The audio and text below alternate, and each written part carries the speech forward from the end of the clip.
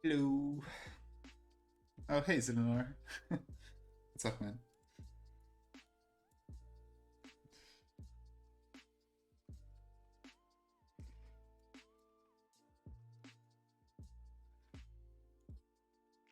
Alright. Let me know if the sound levels are okay or I need to modify anything. I haven't streamed in God knows how long, so things might be a little bit messed up, but just let me know if it is.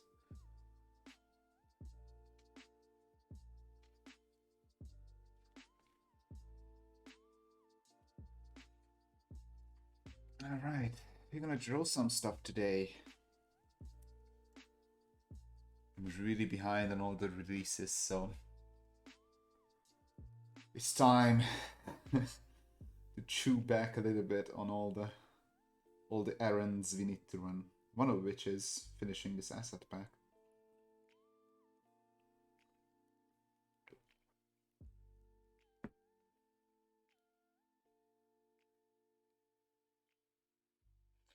Alright, I'll be back in just a minute and we're gonna get drawing.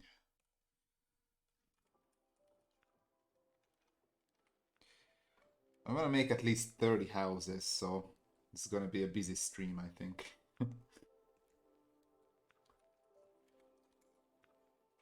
Here we go. Back just in a second.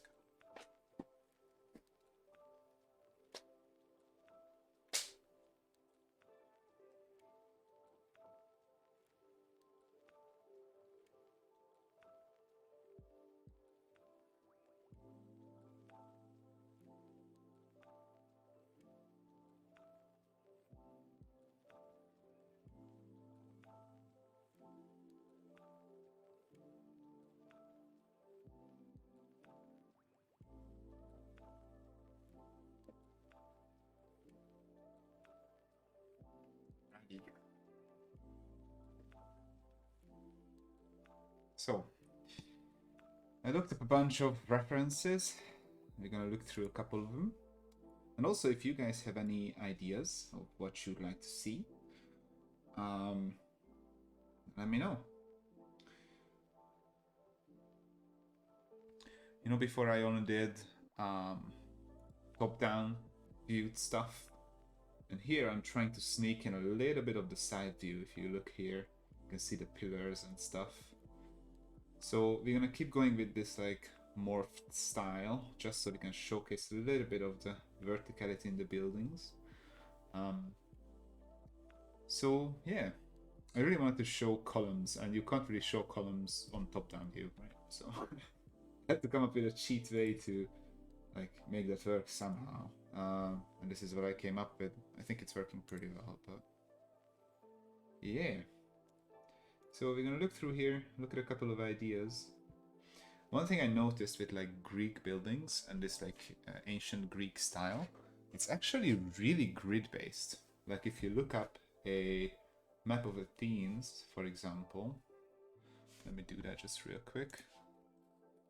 Athene ancient. All right, let's see here. So if we just look at Athene, let's see, I saw a really good map the other day.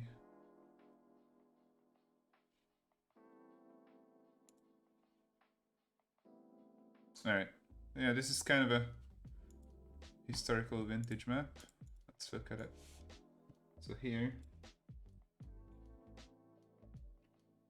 you see, 45 degrees, straight roads, block-like architecture on the buildings. So, yeah.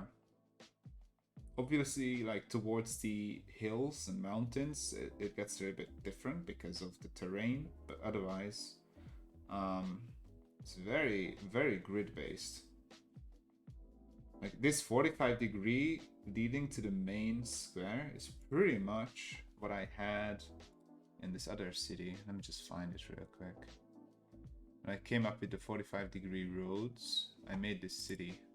It reminded me of this so much. Oh, here it is. So this map, right? So if you look at this, and I look at this Athens map, it's like these 45-degree and the main road leading up, same idea here. So it's kind of grid based. I think we're gonna still like cheat the system a little bit with having some tiles that will be a little bit more grid based, like square and 45-degree, and then we're gonna have these more like chaotic streets to the sides that, you know, I think we're gonna include a lot of verticality with cliffs and mountains and stuff.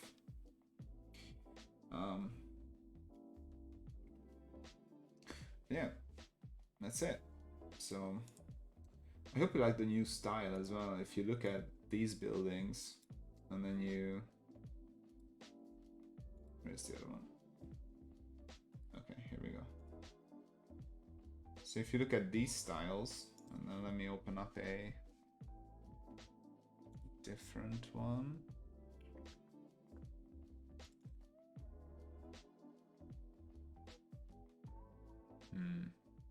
Where is it? Tiles, single assets. There we go. So if I pull in another house from the other style, so this is the basic house that we did before. It's a little bit big though. It should be like 50% the size. There we go. Or like 35 or something. No, 50. But there it is. So this was the other style. You can see like how much more detail I'm trying to pack into these new houses. And there's a little bit of texturing going on as well. The way I'm coloring. So yeah, it's much more subtle. I really dig it. Hope you guys too. Alright, so I guess let's get going. Alright, no worries. Let me just send the heart to Zitanora. Just let him know I'm here. There we go. Alright, so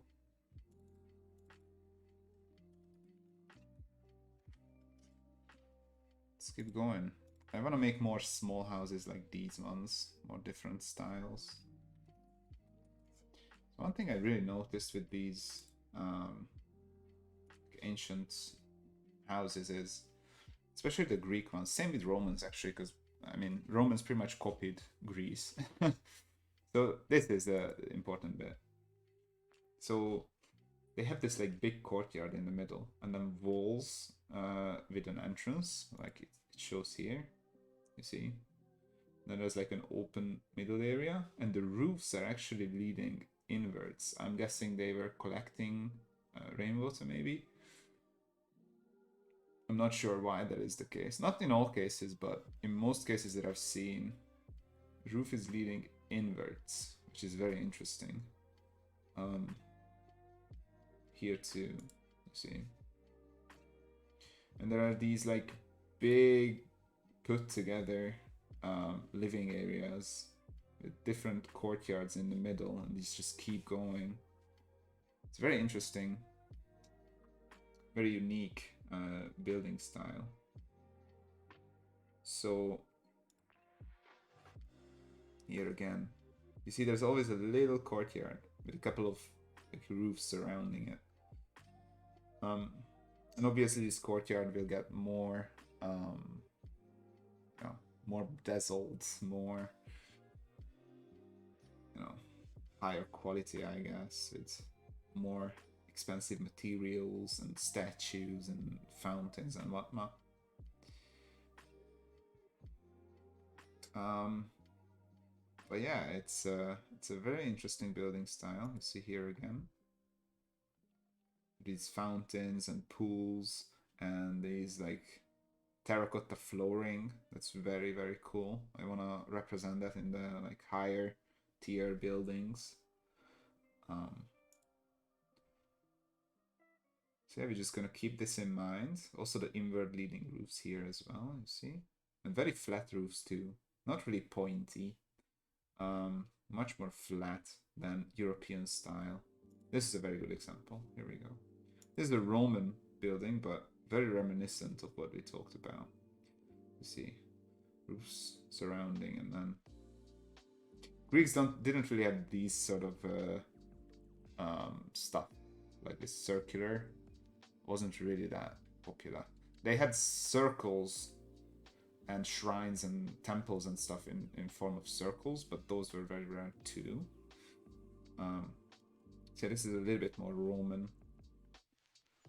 but also just FYI, I'm not an expert at this by any stretch of the imagination. So if any of you are, please let me know how to actually do Greek stuff. But yeah, this is very also like Middle Eastern style as well. Is very similar to this, like this courtyard in the middle kind of layout.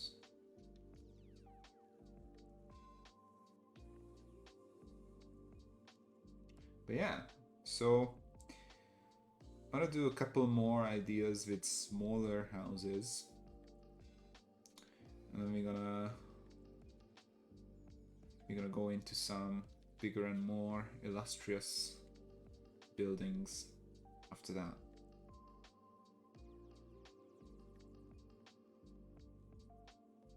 Yeah, see, same ideas all over. Same idea. And then where we can have more fun will be like the colosseums, the theaters and amphitheaters and things like that. It's gonna be a lot of fun designing those, but yeah. They're diving into more Roman territory now. You can see the European influences here on the building style.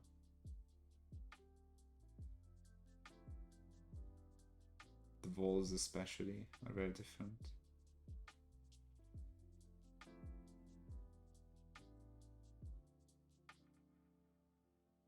Pompeii. Alright. Well, that's enough visual library for now. I think I know what I'm doing, so let's just keep going. Obviously, this is heavily stylized, right? So, you know, we're doing cartoon style, so we are grabbing the main idea behind these buildings and trying to like boil them down to, you know, form a representation of those ideas in a more simple and cartoony form. So that's why the terracotta roofing, I think it's terracotta, right? Like clay, I guess clay tile roofing is so exaggerated, because I think that's like the biggest feature of these buildings, especially from the top, obviously. And then we have these like very different open courtyards in the middle with some greenery around. So trying to represent that style. And obviously with these you know, courtyards, where they are laid out, you can just stack a building. So the idea is that you can do things like this and put this above that one, right? So you can just keep building streets with these stacked one on top of the other, and then this will create that courtyard in the middle kind of feel. And you know, then you can put another one like oh, give me a sec. Wait, something's messed up here. Oh, I dragged it into the other folder. There we go. So you can then obviously keep going with something like grabbing this, putting it on that side, maybe, and then dragging that above. Right, so you can like keep expanding, making these weird little courtyards. So that's the idea. So generally speaking, I want to leave a side straight and empty, pretty easy to like build above. So you see here we have this side, and I always want to have an entrance somewhere in all of these. So, you know, there can be many different arrangements for them. But yeah, should be good. Let's get going. So we're on our 9th house. It's coming along nicely. Here we are. I think I want to do more drapery as well. I really like this blue drapery. I think it adds a lot of depth, and the shadow beneath it as well. Like the shade is very nice. Also here in the columns. So I want to do more of that. So let's think up a design with that. I think I'm gonna do a L-shaped design. We don't have that yet, so let's just put up a rough shape, and then we can go above it. So what I like to do is just put down a general guide, like how big I want the proportions of the building and things like that, so it looks good,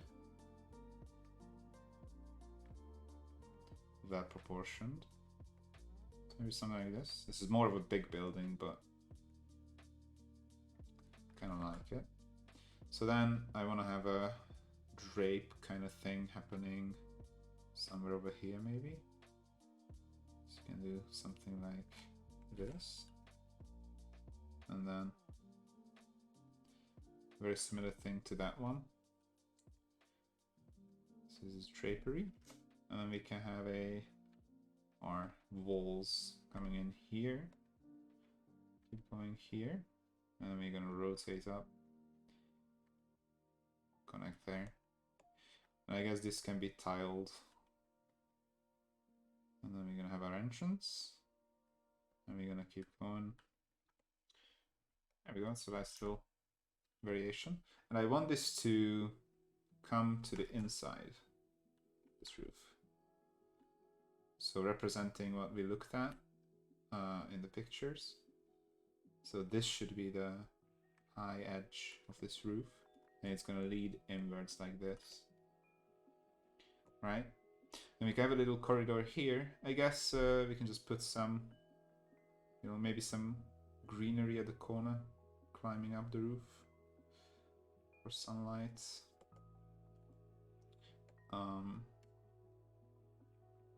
You know, something like this maybe. I also want to have some stairs. Stairs are a big thing because these houses were generally speaking raised off the floor. They had a lot of different structures beneath. So especially the more wealthy houses had like heating systems and things underneath, like floor heating and stuff. It's quite advanced actually. So the main floor was usually raised. And you see, I included a lot of like steps here as you move up to the house. The more I looked into this, I realized like actually how much of a advanced civilization this was. Like they had crazy culture. You know, basically living like you would in a city today.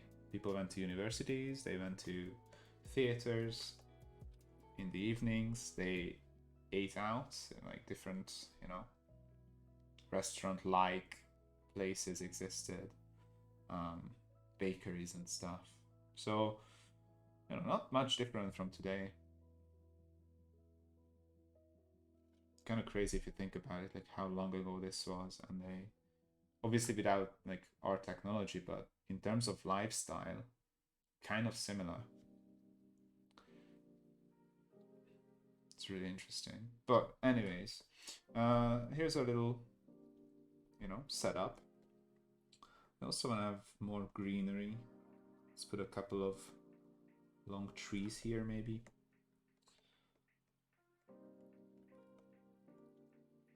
I think they're called like cypress trees or something, if I'm correct. There are a lot of those. Obviously like olive trees and things like that.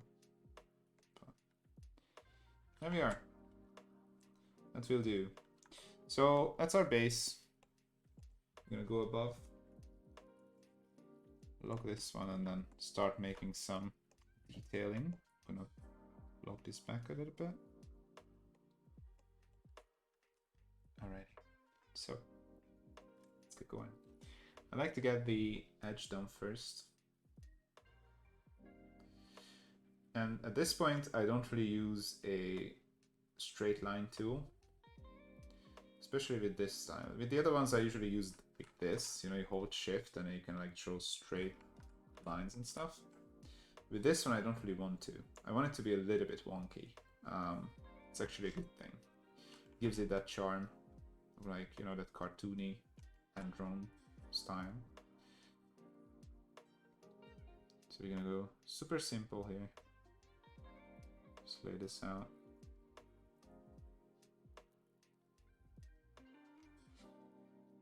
Alright, and then on the inside. And I think what I want to do today is just draw a bunch of line art, and then at the end of the stream we're gonna color it. I like to get one thing done at once, like one kind of, you know, workload done at once. I don't like to mix and match because get out of the groove. So if we're doing line art, we're doing line art. If we color, we color. Now we're gonna do line art. There we go.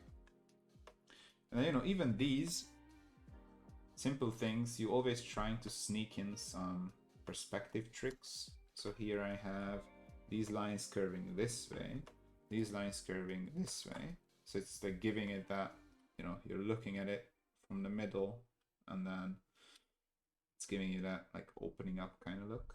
I want to do the same here and just give this a, like you're looking at it from here kind of thing. So I want to slant these a little bit upwards. Not much, but enough to, you know, suggest what's happening. And then these ones can be pretty straight because you're looking at them, you know, straight down. And then towards the edge we can start curving out. And the more little perspective thingies like this you introduce, the less it matters which direction these are facing. Obviously with perspective, you know, you have one grid set up. So for these buildings, for example, our perspective looks something like this, right? For those walls, but for these walls, it's much different. So I'm trying to like confuse the viewer with like this forced, like, almost like dismantled perspective. There's so many little tricks and, you know, lens tricks and things like that in there that your eye doesn't really pick it up. And it looks natural at the end, but it really isn't. It's a whole bunch of bullshit, really, to be honest. It's not actual perspective, just tricking the viewer.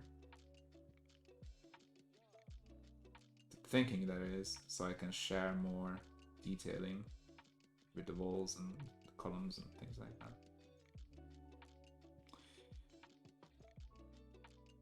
I'm almost giving them these like fisheye, top-down kind of effects, a little bit.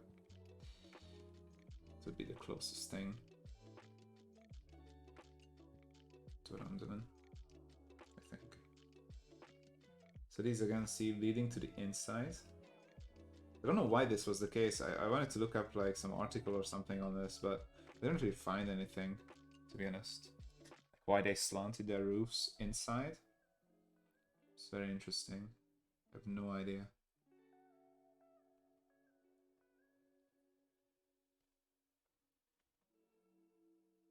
I'm sure it, you know, there's a reason for it. A very good one, but probably a very simple one too. I'm just dumb. That's usually what I realize doing my research on these things. So obviously these will be slightly forced here in terms of perspective, just so I can show the, you know, side of the walls and then the entrance as well. So here.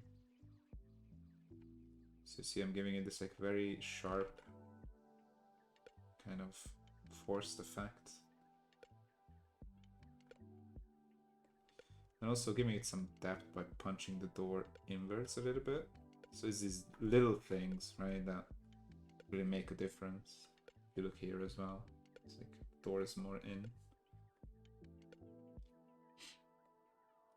So structurally it makes more sense. Obviously with this resolution you don't really have a lot of space to, you know, detail too many things. It's not like a big, you know, big painting of just this building. You're gonna have like hundreds of these in your map at the end. So really, it's not made for that. Now here is where we need to give it some volume. So you see I drew a straight line here. We don't want that. We want to showcase that the roof is like leading inwards. So the way we do that is giving it a little slant. Something like this. And obviously the more slant you give it, the more it's suggesting, like if I'm drawing it like this from the side, it would look something like this. If I'm drawing it like this from the side, it would look something like this. So you open it up more. We want a flat roof, as we discussed before, so we're gonna go with this and then cap it up with the edge here. It's gonna be a little bit tricky to figure out, but something like that maybe. And push this out a little bit. It doesn't look that jammed in there. Maybe like that. Okay, so again, this little like forced perspective thingy. And we're gonna do it straight across, and that's our wall.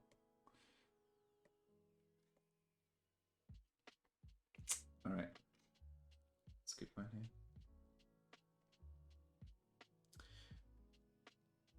In the future, I would love to do more like actual isometric stuff as well.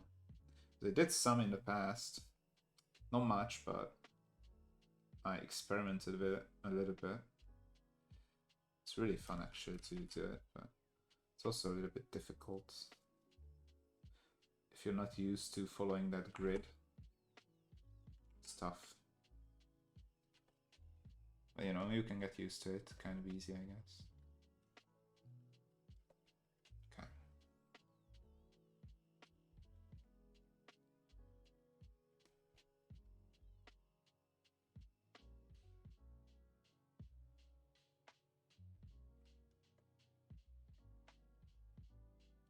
Need to learn how to fold, how folds work again. I forgot so much. Give me a sec. So it's gonna go like, how did I do it there? Kind of worked. Yeah, okay. It's like this kind of thing. And then there's more folds there. Yeah. Okay.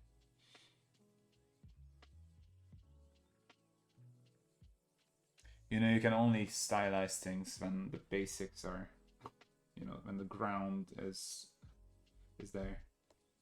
Otherwise, it's not stylizing, it's just not knowing, and it's very different. It's very different than giving it an actual style.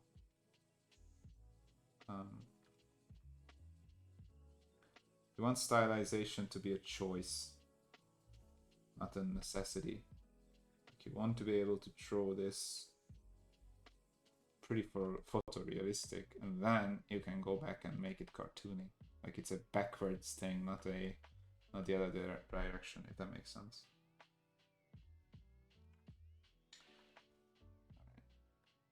So something like this maybe kind of works.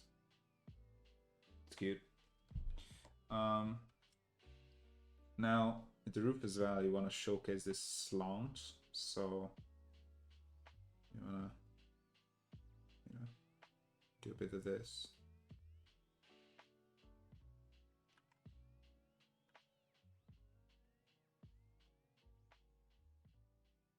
It's these little tricks, right?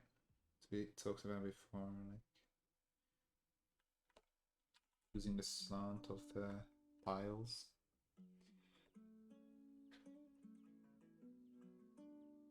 And then now we're looking straight. So I'm pretty much following what I did with the tiles in the edge.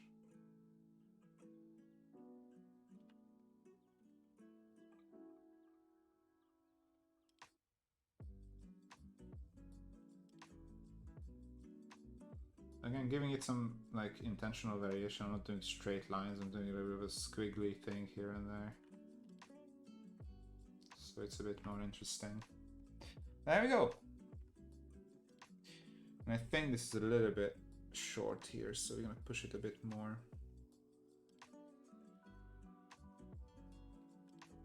Something like this maybe.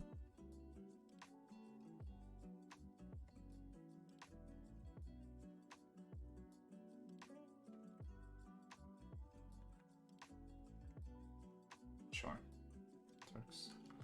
Then we can cheat in a little window as well, trying to show that there are two windows here, right? So that's kind of cute. Okay, excellent. So now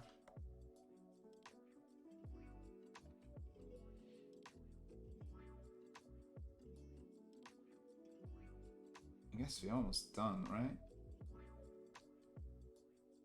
Let's just suggest some tiling here. You realize I'm not doing the whole thing.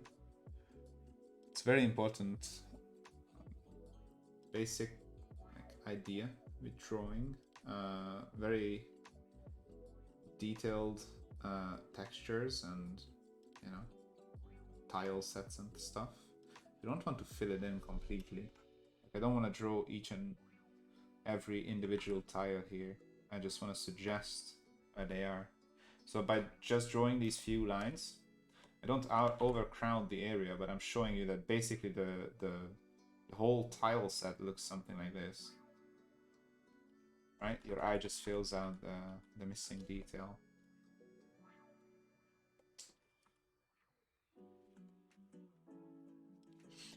Alright, that should be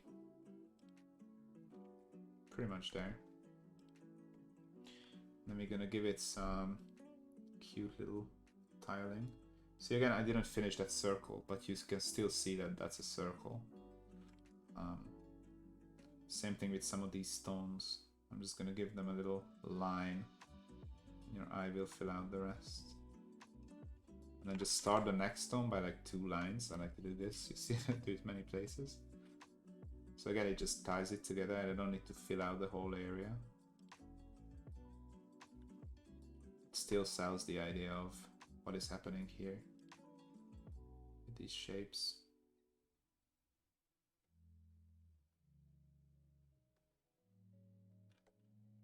So yeah, less is more. There we go. Not bad. Kind of happy with that one.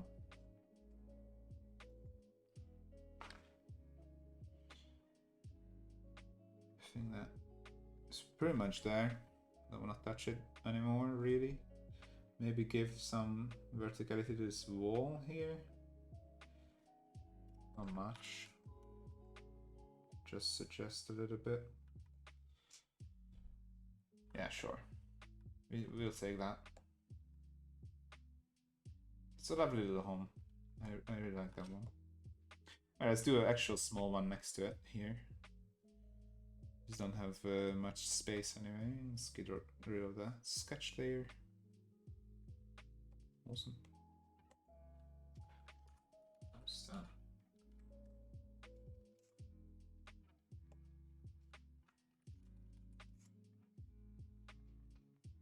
here we are. Alright, let's think up a little design for this.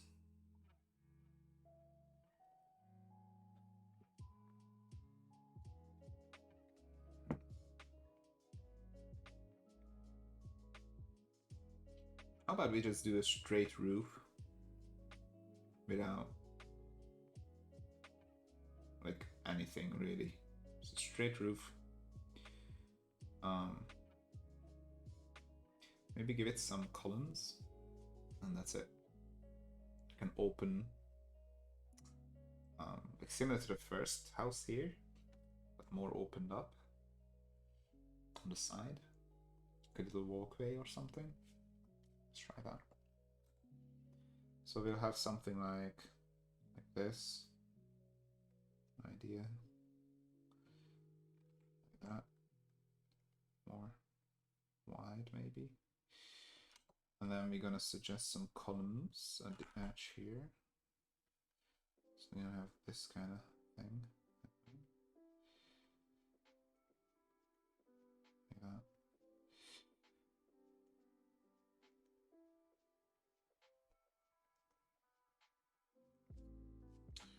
And then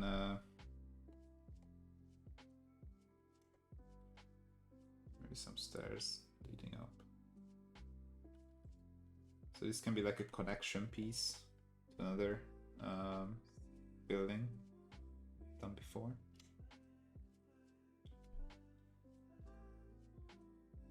It's a nice little walkway there.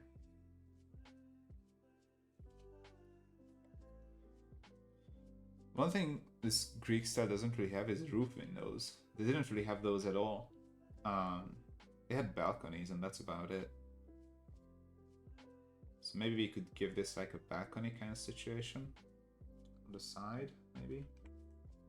Could have some stairs leading up, but let's do that. Let's move this to the side a little bit. Let's give it some stairs. So it's gonna be like here.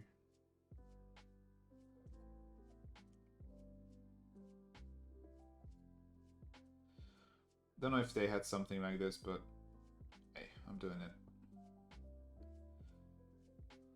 Sue me.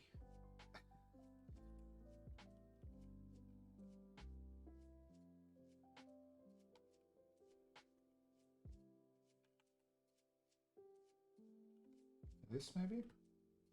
And then we're gonna give this a column here as well, holding it up. Sure, why not? More verticality is always welcome. Alright, what we could do is make it really cutesy and just cut out the middle, but I don't think they would do that. It's too small to like have a, you know, have a yard inside. I'm just gonna go with this. Looks good enough.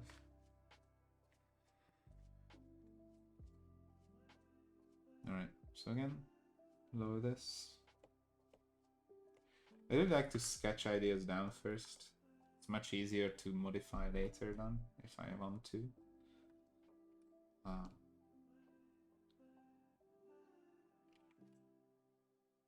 Again, giving the roof a little bit of a slant, not having like 90-degree, you know, squares and stuff.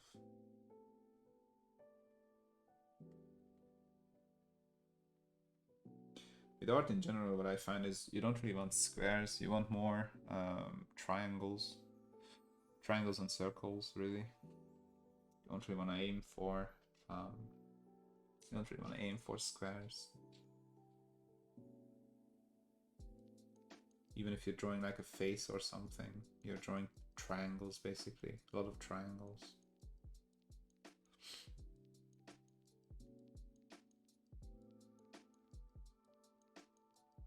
Should learn how to draw faces again. I haven't drawn like character art in God knows how long. Maybe like, I don't know, like 6 years. It's pretty bad. You should never let a skill go like that. If you, especially if you know, nurtured it for so long, just like giving up on it is kind of dumb.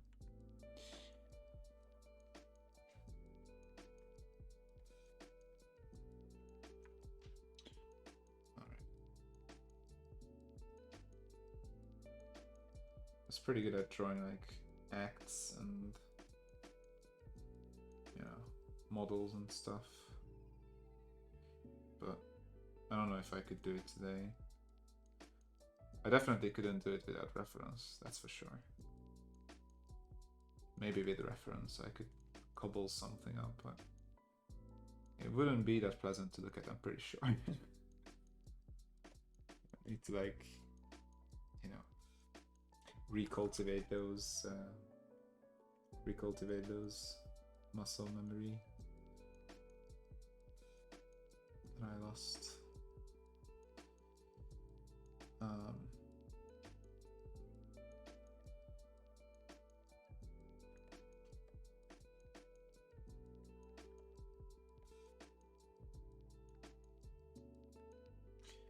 All right. I really like the bend in this line here. I'm gonna try and straighten it out a little bit. Yeah, better. See, when you're doing things in this small scale, like those little things really mess up. Because, you know, there's not much to look at, so what you are looking at needs to be pretty on point.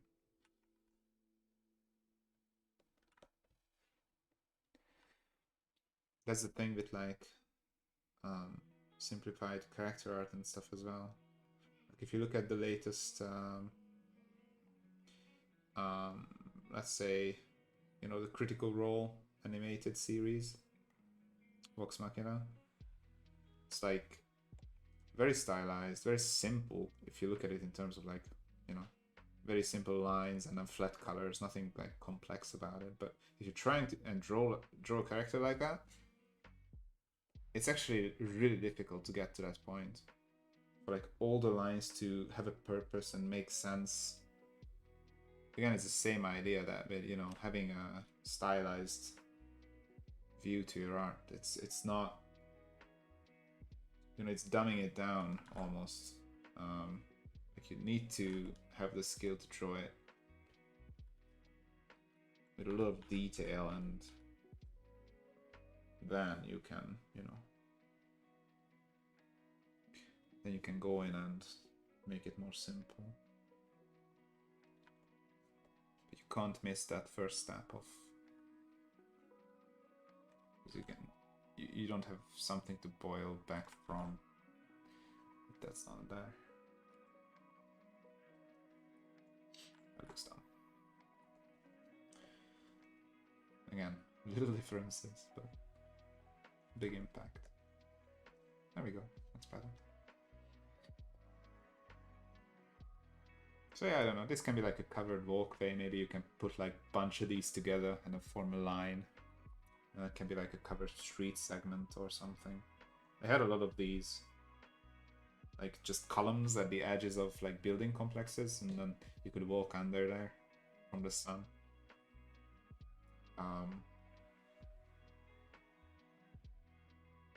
Kind of nice.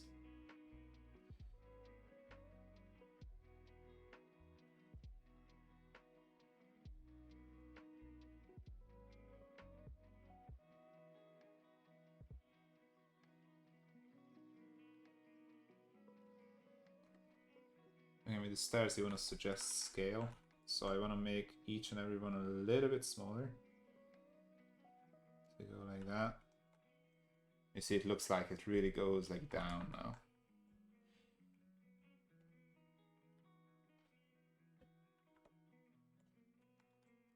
All right.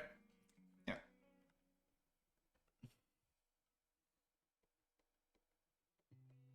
That kind of works, I think. That's a cool one. I think this is going to be a very useful asset. You can use it many different ways.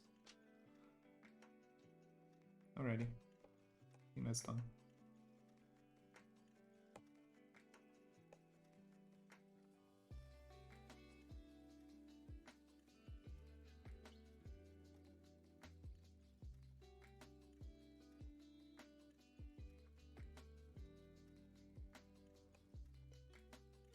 Alright, let's see. What else can we do?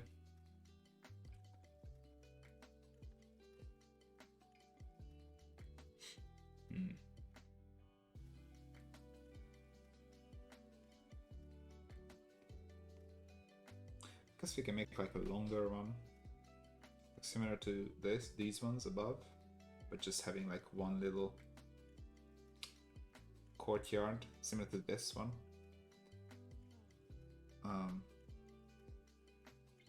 Like a more elongated house. So it would look something like, it would have the roof.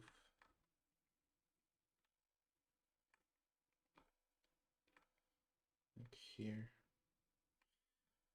Like that.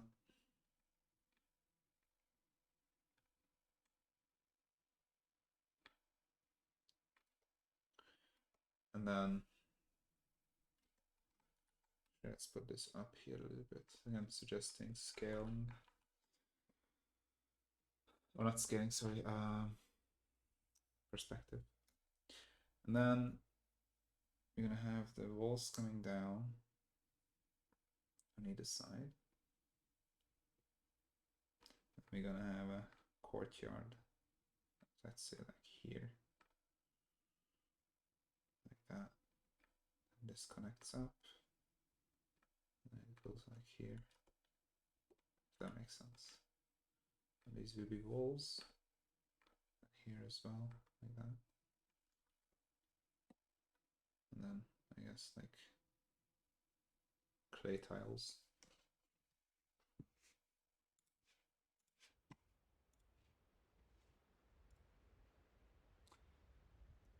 Like that.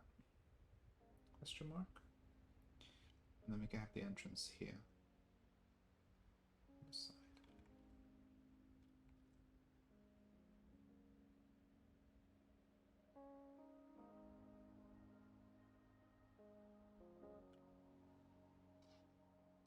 Sure. That's not bad. Then we can have like a door kind of deal here. And then let's have this raised. That's interesting. Let's have a raised area here, like that. Right, and then we're gonna have some steps leading up. Like this.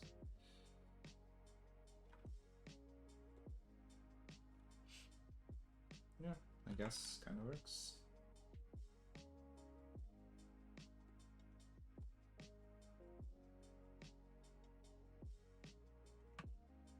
This actually covers. And then this will show like that. Like that. Okay. Yeah, sure. It's like a raised little terrace, I think, or something. Then we can get the windows in here. So I think this wall is a little bit too warped. Shouldn't be this big. Oh, it's something like this. A little more reserved. Yeah. Obviously, the taller your building is, the more you want to force the perspective. Like here, you see how like big of a part it takes up, and here it's much more subtle. So I'm gonna hit like a middle ground with this one. I can manage. Okay. Sure.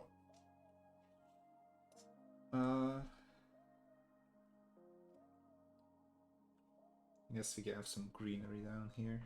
Maybe another tarp. I love my tarps. let's actually have one here. It makes sense. Something like that.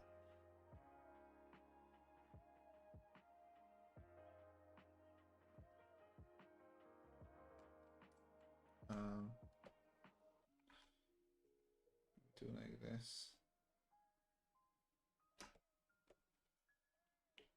Cool. Have some pots and stuff, I guess, and then some greenery down here.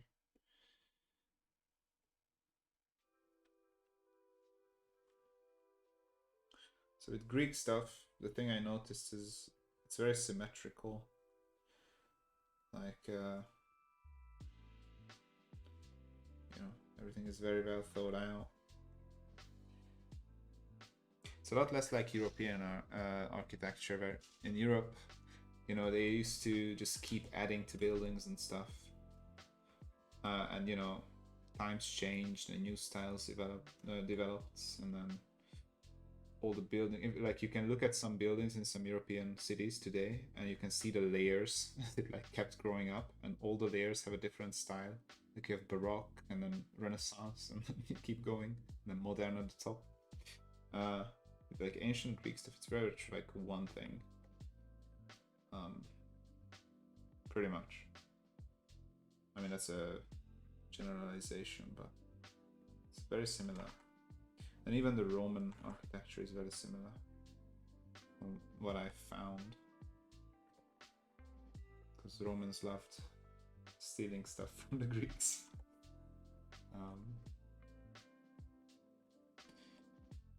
Alright, it's not too bad. Alright, let's actually the line art now.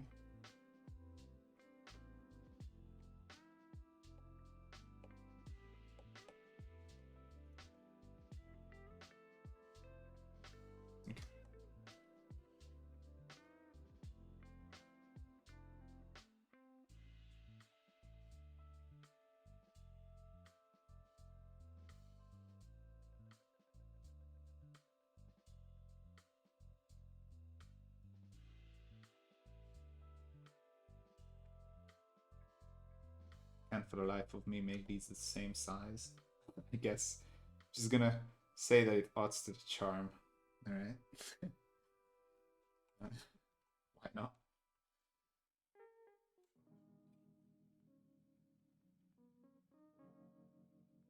That's what artists say when they can't draw something. It's a stylistic choice.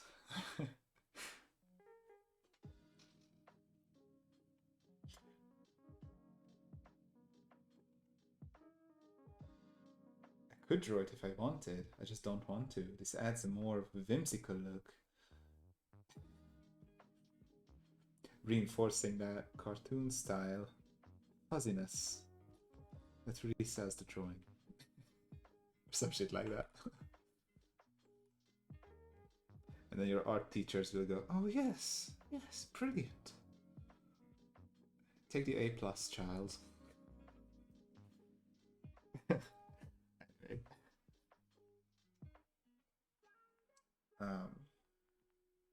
It might just be my experience.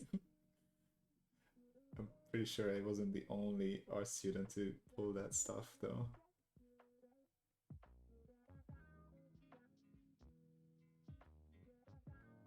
Like, oh, you messed up the perspective here. No, that's, I wanted to actually do that. To showcase the,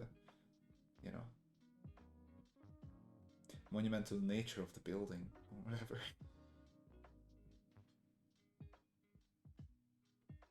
Because when you put thought behind your mistakes, that's art. No mistakes, just happy little accidents. That's the truest quote, for sure.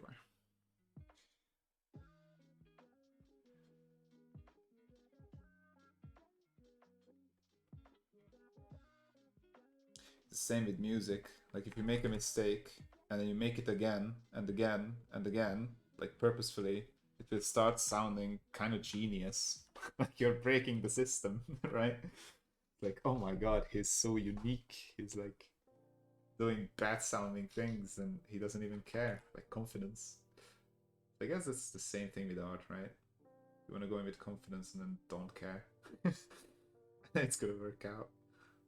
I think that's kind of true, actually. I started jokingly saying this stuff, but I think we ended up like discovering something very true, like meaningful. But there we go. Weird tangents, gotta love them.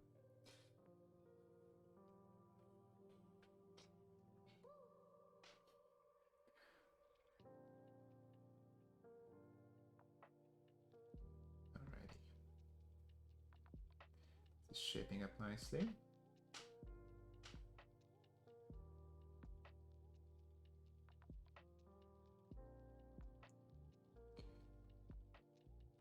This other side ended up being a lot more jam-packed than this other one, but okay. It's fine. It's gonna work out.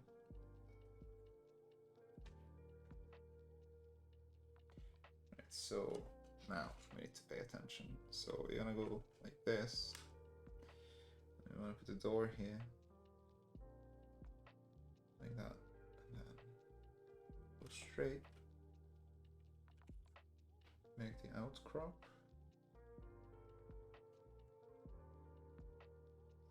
This. Always having trouble with geometry like this, so it's going like this, and then we come across. It's the step, and then the next step, and the next step, next step, next step. And this comes up like that. There we go. Cool. Some pots and pans, whatever. Some detailing.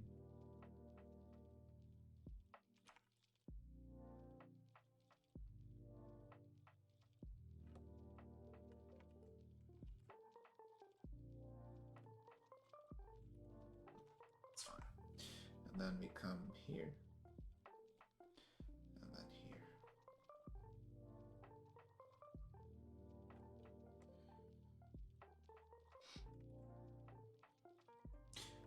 Okay.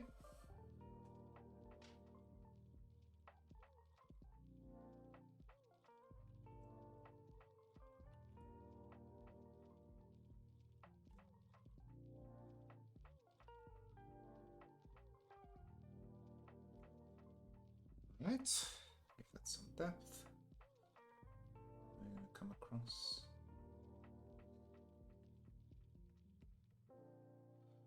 I also had a lot of these like sun-baked clay tile walls. You put tiles on top of walls. It happened quite a bit, from what I've seen, at least.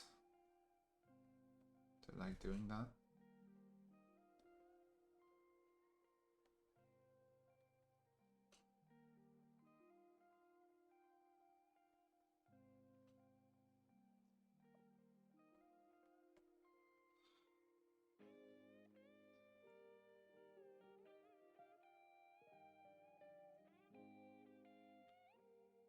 Punch the door in a little bit.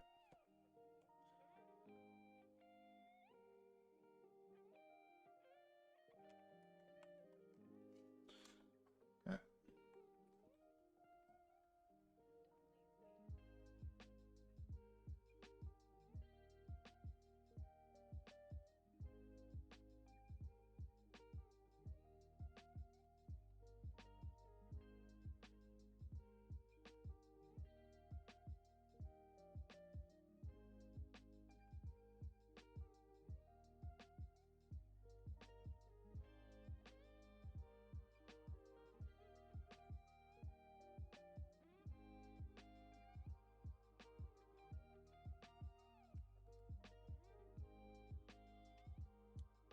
Bit here, but it's fine.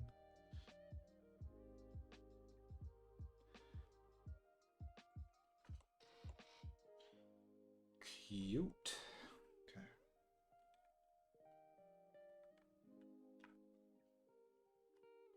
Nice. It's coming together.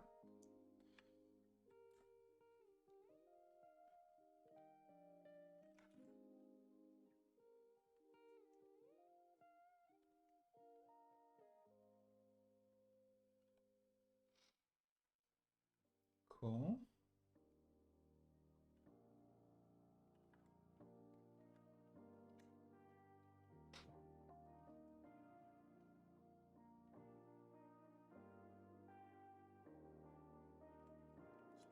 Put some windows.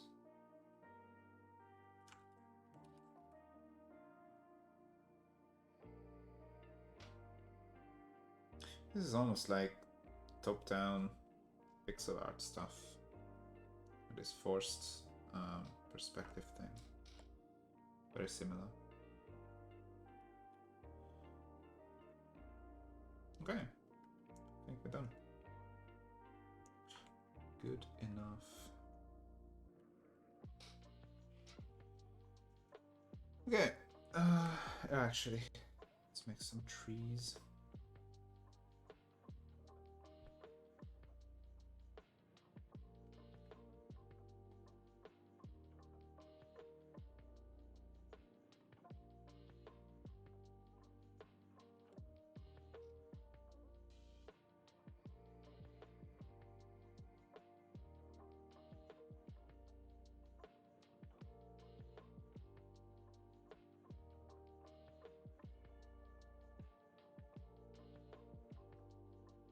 Right.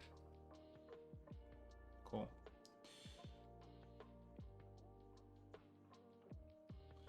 Pretty much done. Just give it some flooring.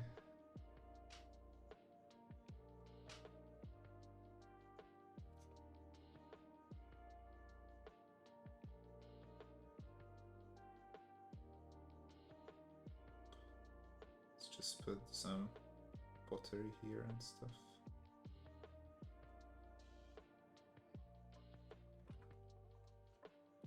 You see a big ass vase, you know you're in Greece.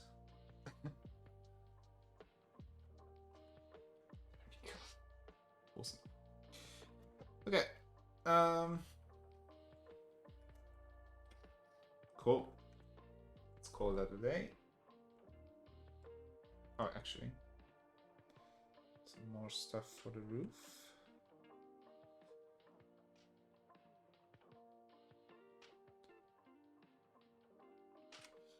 So you see, these are simple, but there's actually quite a bit of line art that goes into each one. Just because of the amount of small little detail things. There we go. That's done. Let's delete this. Nice. Looks cool.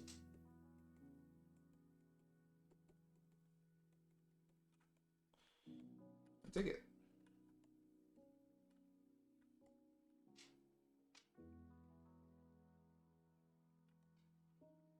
There we go.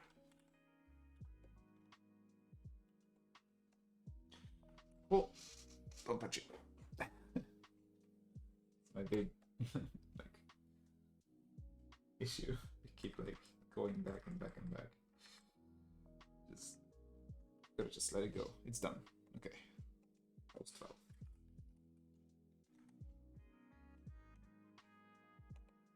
Alright. I'm gonna sketch this up. Jump to the toilet real quick, and then we're gonna continue. So just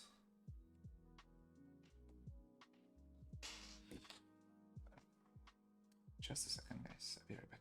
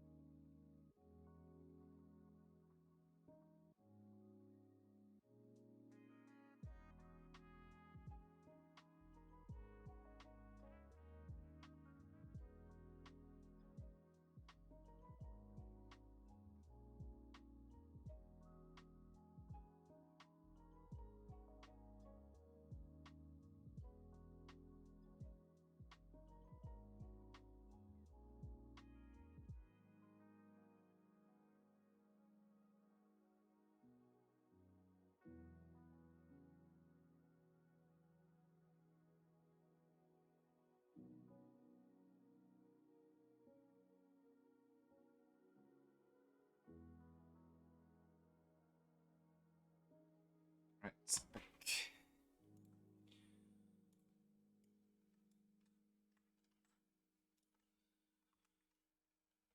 Okay, next one. Let's see, what can we do?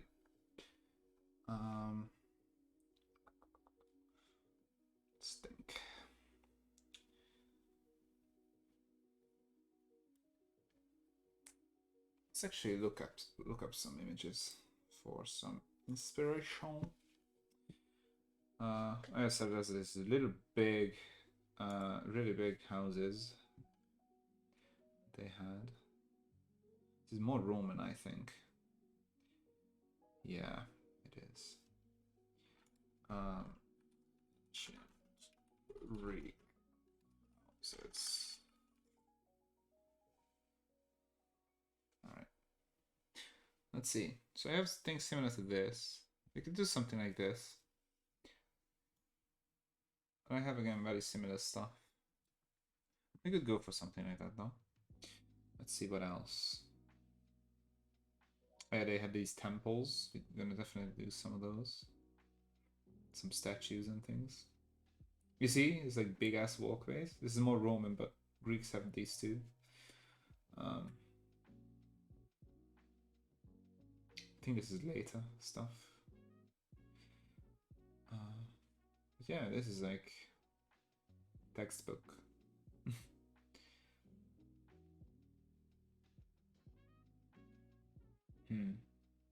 Yeah, see? Roman again. These open courtyards in the middle.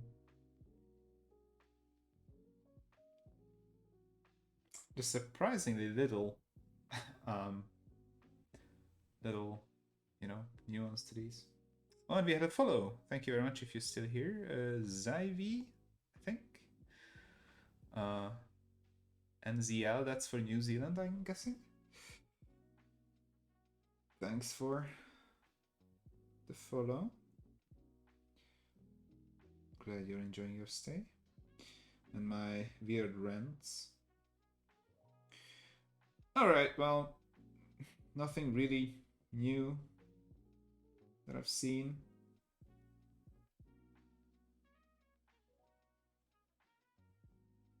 Alright. Let's go. Let's make a big boy. Let's make a big boy. So, actually a layout could be helpful. So let me find that big one we saw. Where is it? Just had it a second ago. Was this one? Nope. Well, I kind of like this. This is more Roman again, but it's kind of the same thing, really.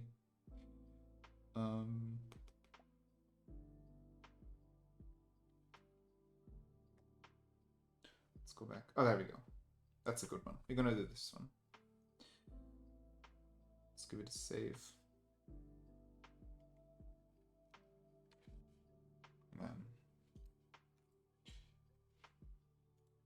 Just so you have it as a reference.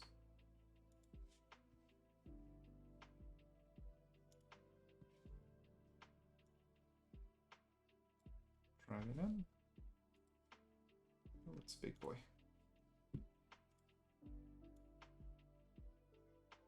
I'll just put it up here so you can look at it. All right. Let's see. Just give it a sketch, and then we're gonna do the more detailed stuff. So we have this like cool little walkway thing that leads, I guess, to the street side. And there's a door here. That's the other thing with these. There was always just one door. It's like big ass, you know, many different houses, buildings, roofs, and then that you have one little door leading in. All right, this is cool though. So we're gonna have a big like square-like structure with the open. We can actually make it a pool in the middle. Again, I think it was more Romans with the pools, but we're gonna roll with it. So we're gonna have this like bigger, yay big maybe, thing in the middle. And we can have a middle section like such. You can also just drop this invert, but I kind of like this kind of stuff.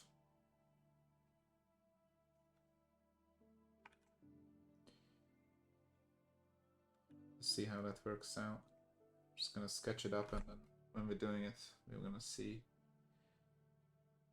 how it looks with our forced perspective thingy. It's gonna be a tough one though to nail down. Like our lines will have to be pretty on point for it to not look weird. It's gonna be a toughie. I might as well just like drop it inward and make my life easier. This will be hard to actually nail down.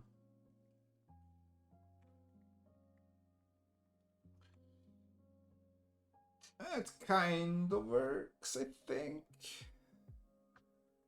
Kind of, sort of. We're gonna give it a go. Why the hell not? Alright, so we go here. This will be up here, leading to the sides, and then this comes across like that. I don't even mind that side being shorter than this one. It's the same idea as we had here with that. I think we're gonna roll with that. I might pull this back a little bit. I think that was a little bit too much. Yeah, that's better.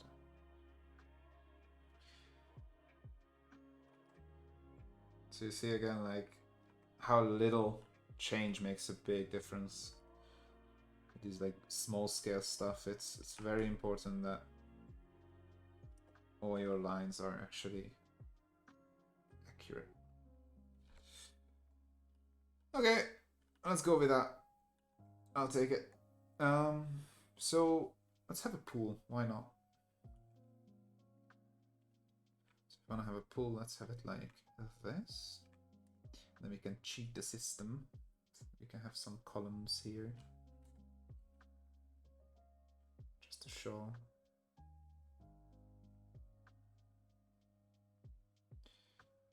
Alright. We're gonna nail those down later. The same thing here. Some columns coming down. Like that. The same on this side. Not gonna do it all the way, but it's the same. Alright, and then this will be our pool. So we can have our little terracotta thing happening here later.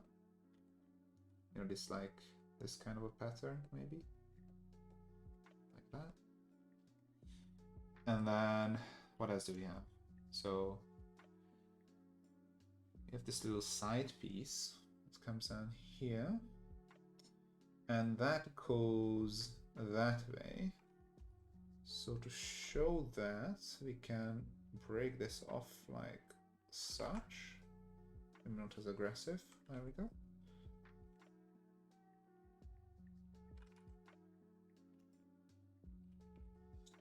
We do this. No, we have to do this. Yeah. So we're gonna come out more. And then we're gonna go up. Never connect corner to corner. It's another thing. You always wanna, with like cartoony style stuff, you wanna create these sort of connections. You don't wanna connect to corners if you can avoid it.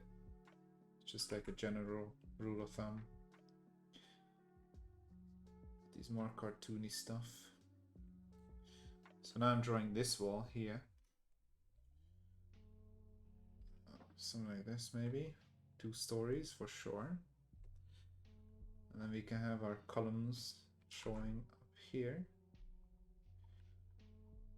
You see, I'm trying to show as much of the architecture as I can. Obviously not going to be, you know, too crazy, but I also want to like leave this open so you can use it as really the part of the street. That would be cool. There we are. Okay. What else? So now it keeps going this way. This is gonna be a big boy. Alright, so it keeps going to the back, like this. A bit more, and then down. It connects.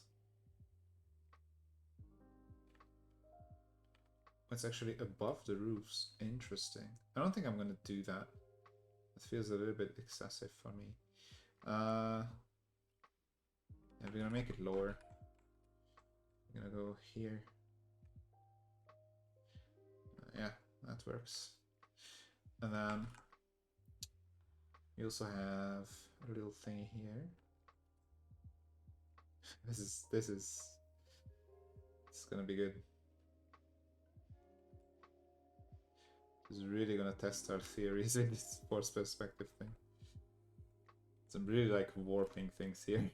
Nothing makes sense geometrically.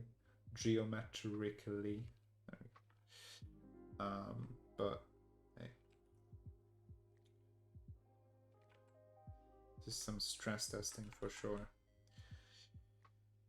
Okay, now this is gonna have a top segment with some windows, and then it's gonna have another little walkway thingy. And then this will have a little walkway thingy. Like this.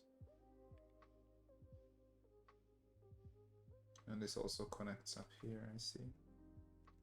Like this. So these two should be the same size, really. Not that much different. So like that. And we have the bottom of the wall connects to here. Oh boy! All right. Well,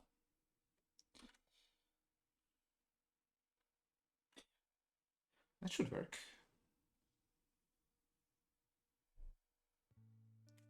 I think. Right? Oh yeah, and then we have this actually comes across. So this walkway thing, it actually comes like this. Like that. All right, well. Here we go, guys. This is gonna be good. And then we have a garden, obviously, here. Right? A little garden. Some, I don't know what the hell. We're gonna think up something here.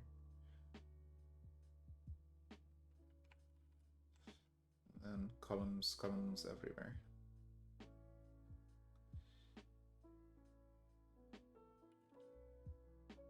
Like such. Okay. We're gonna fix those later.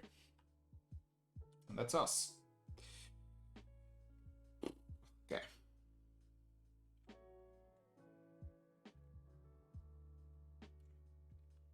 This one's gonna be difficult to get right. It's gonna look cool as hell though. Let me do. Nice, we don't need the image anymore. Can make this less opaque. And now we're ready.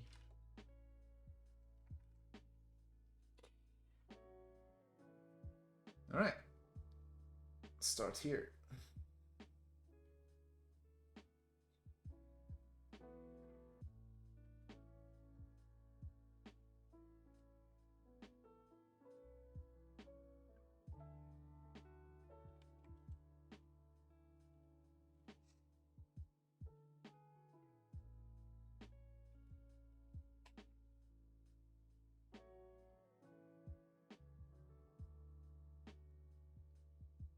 I'll just give it some body so the column actually makes sense.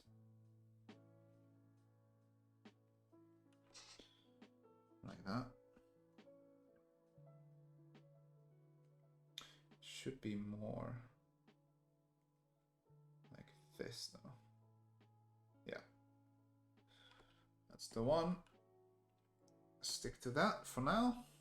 Might fix that a little bit more later, but I think it's good enough for now. And then we're gonna have our roof that comes this way.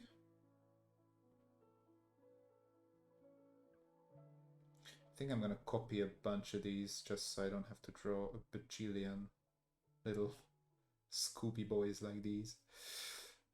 I'm gonna see in a second.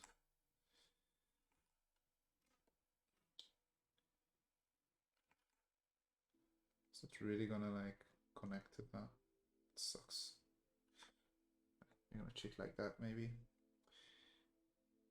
Okay, that works. So now let me just copy this like such. Work smart, not hard. And copy this. And I'm gonna scoop it over, give it a flipperoo, and done. Right, so that's another side. I'm gonna copy it again and give it a flipperoo. This here, it's another side. I'm gonna fix it up in a bit. And then we're gonna copy it again, flip it again, put it on this side. Alright, that just saved me a bunch of time. Okay, so now let's fix the corners here. So the corners will connect like this.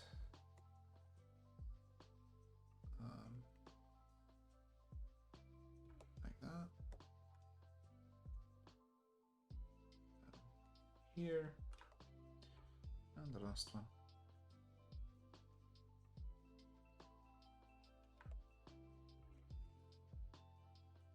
There we are. Cool. So with that done,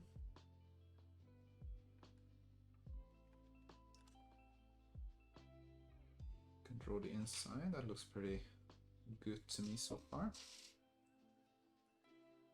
Let's draw the inside real quick.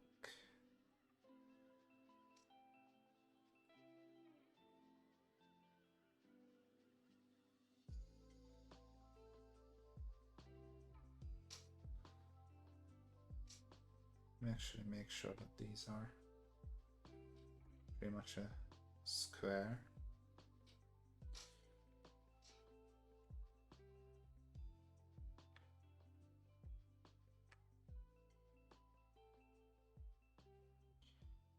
All right, that works. I'll take that.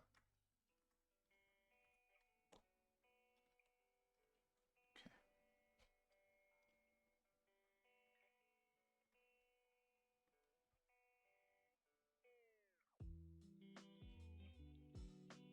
Then I just want to make sure that I'm pretty much mirroring the other side here, just so we can match up later a lot better.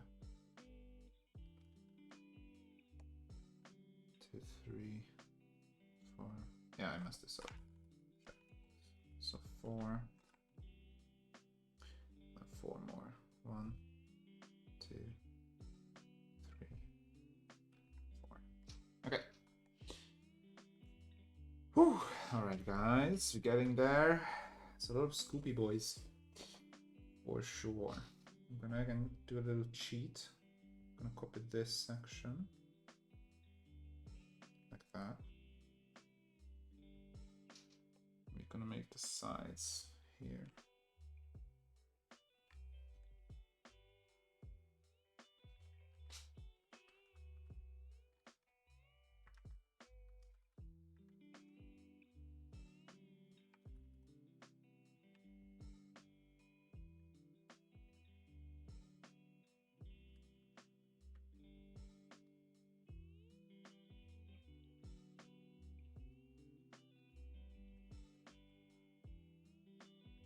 Make sure these two are the same. Same size. Okay. And again, merge these back down. Oh.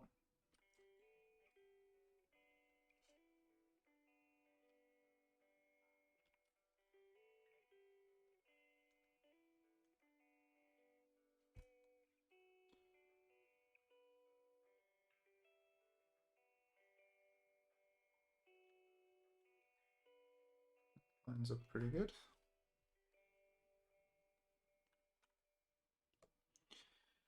All right, now we're gonna have the wall coming down here. And we're gonna have our little walkway section, like such. There's gonna be a break there. We make this a little bit smaller, like that. And then we're gonna have our other side here. And we are cheating with the perspective a little bit. And that's gonna connect up to here. Like that. And then we can showcase this column row. So we're gonna go like this.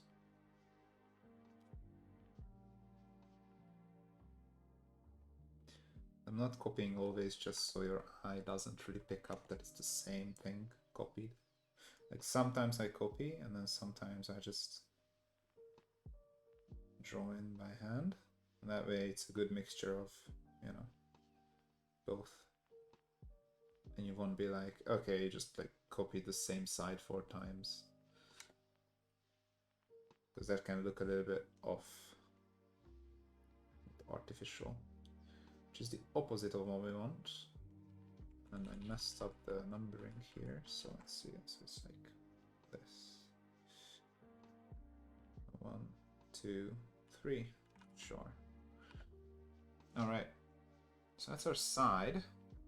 Now the wall will be pretty much the same size as this roof, so it's gonna come down here. It's gonna have some thickness to it. Then it's gonna have a side at the top. There we go. Now we're gonna have our columns.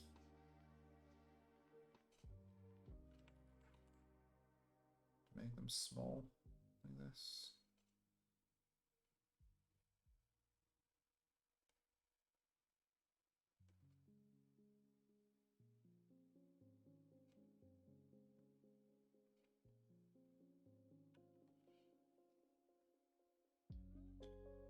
Okay, close these off.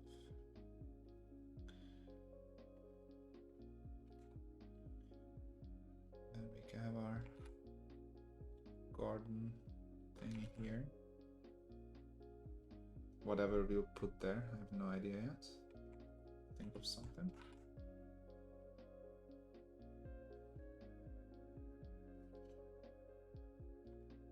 If you guys want to suggest anything, just let me know in the chat what we want to put here.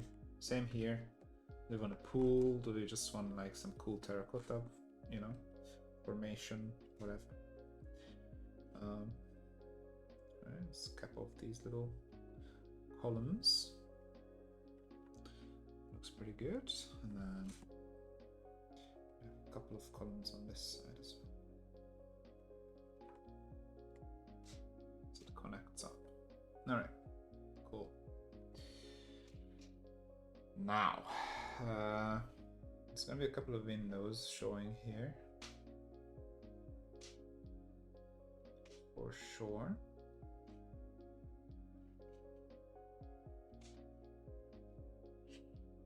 It's coming together. Taking some shape.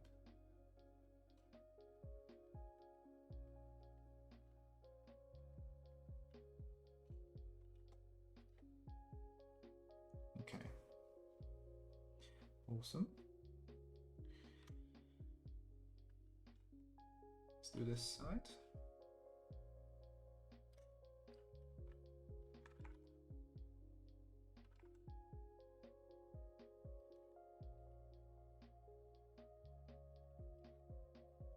So we just one big wall here.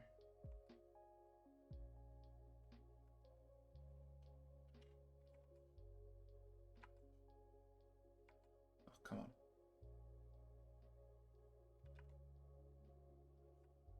We can't draw straight lines today.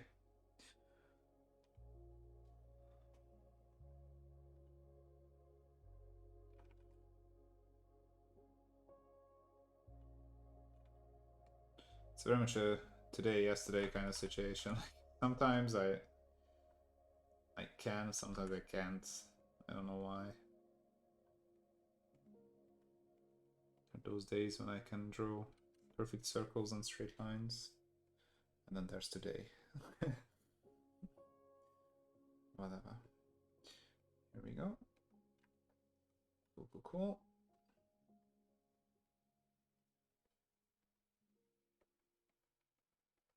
Go across.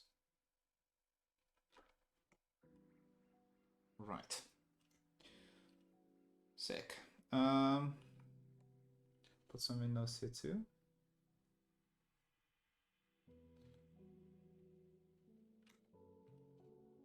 It's gonna be less empty on this side, at least.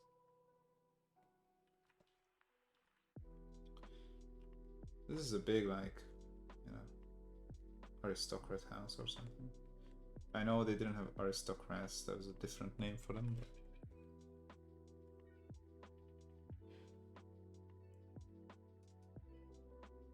Alright.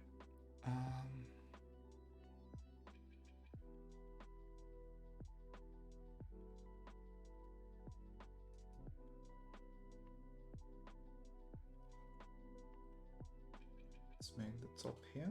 We're gonna copy that over for sure, so might as well just make a separate layer now.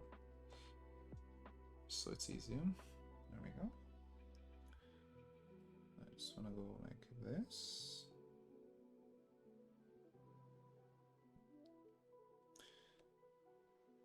So basically, if you're making assets or, you know, many small things that make up a bigger picture, you really want to like draw them the same way and reinforce the same like designs that you had with all the others. You don't really want to change how you draw them, really. So it's the same thing here, same thing here, same thing here, and that will like tie all of them together. If you make new stuff for every asset and all of them will look slightly different with their design, then it's not gonna tie together. It's gonna fall apart. If you're making like a map with them or something. So you really want to make sure that, you know, it's all one thing. Otherwise it's not the best asset pack in the world.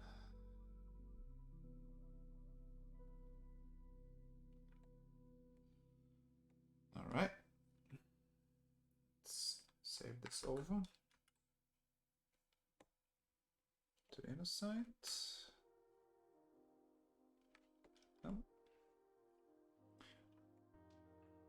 gonna change it a little bit just so it's not completely the same.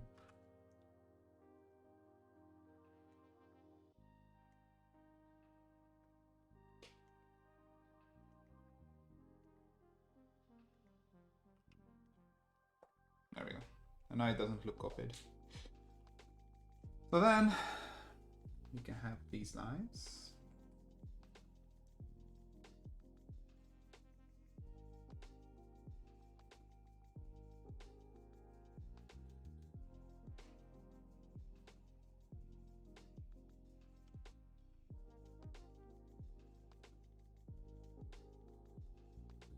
I really like how vertical these are.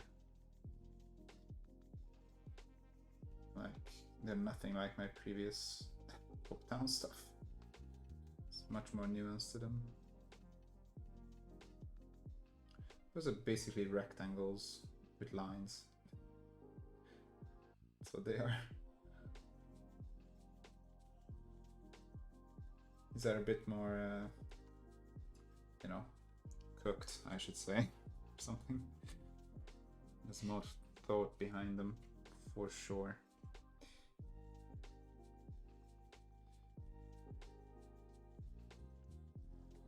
Again, just every other one, just so it forms a pattern. Same thing on this side.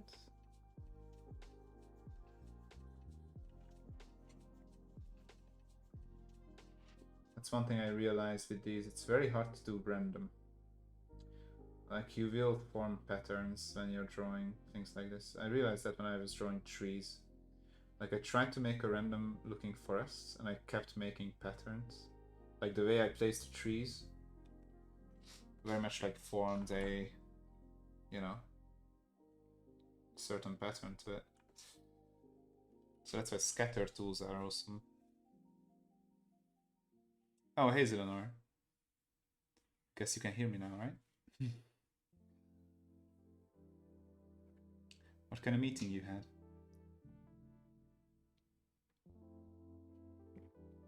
So it was terrible English. What kind of meeting did you have?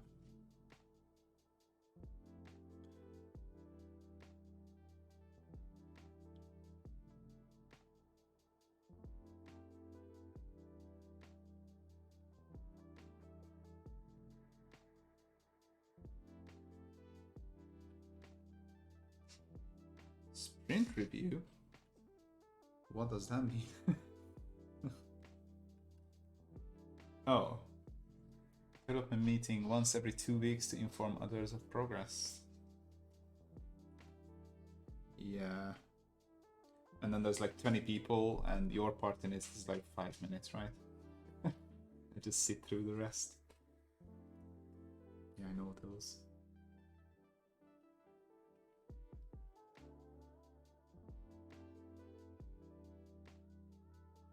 That's why I like working for myself.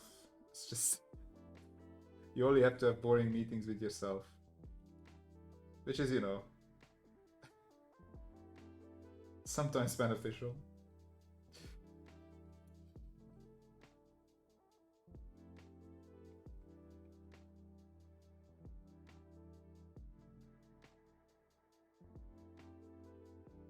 Are the sound levels okay, by the way?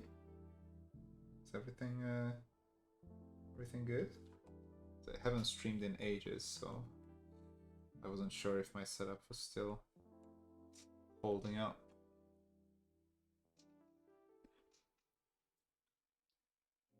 So what I'm working on, I don't even know, do you play D&D with the 151st group with Gav? I forget if you're in that. Yeah, so if you do, oh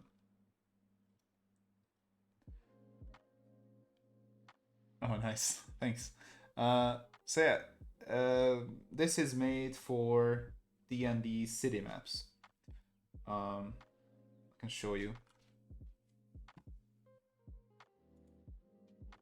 I guess the easiest way to show would be my Instagram. So this is what I do now. I make city maps and stuff. Here we go. All right. So I make like assets and tiles. These are the previous packs, and you can like make city maps by placing them down. You see, like this. I also planned some isometrics, but I just, you know, didn't have the time to implement them. But you know, things like this, and you place a bunch of these next to each other, and it forms a city map. Yeah, there's many different styles, like this desert, you know, dwarven in caves, whatever. And these are the asset packs. So I'm making one of these, but you see this is kind of dated. Like if you look at the buildings, this is kind of different. But it's the same idea.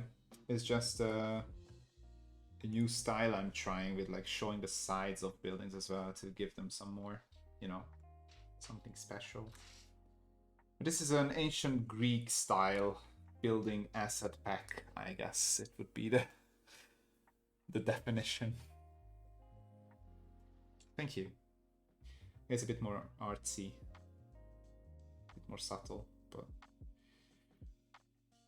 yeah, with Greeks there's a lot of columns, so I was like, how can I show columns if the buildings are top down, right? So I came up with this. Kind of works. It's not bad.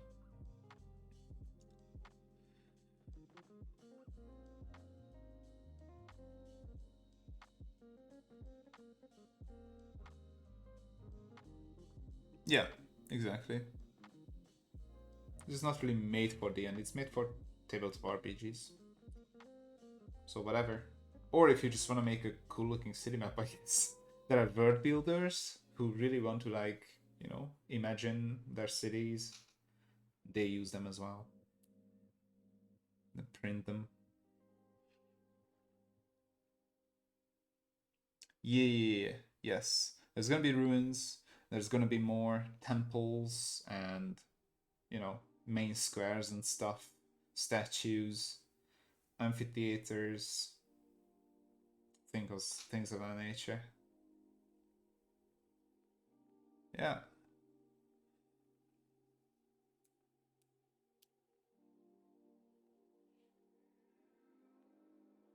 Also, welcome, Caminos. Thanks for the suggestion. I just want to get the houses done now. So all of this will be filled with houses, and then we can go on to other stuff, like, you know, ruins and different goodies.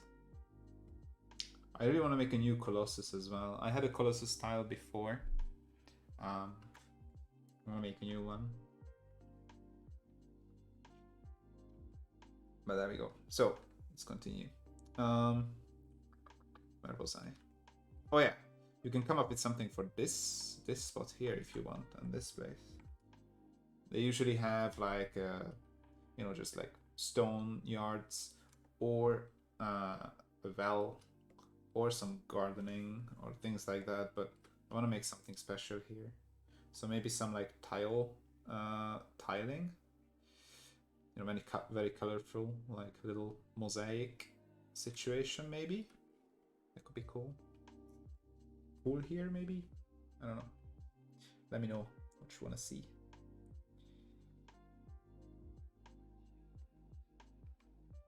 To be honest, some of the best stuff I made was always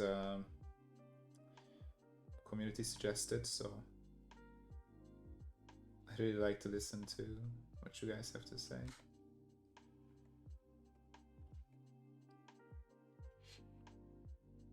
Alright. Let's keep going. Just fixing up a little bit of this roofing here. I did a very sloppy job. But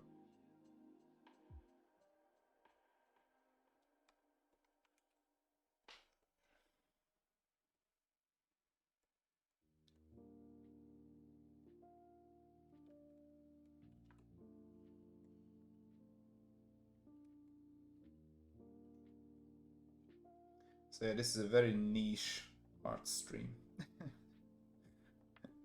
Not many people are doing this stuff.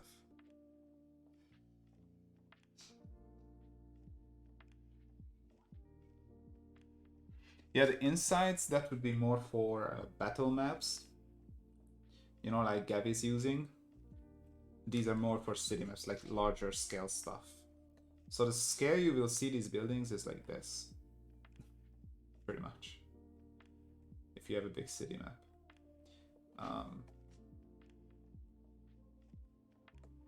So, you know, that would be too much tiny detailing to make sense. Thanks. Appreciate it.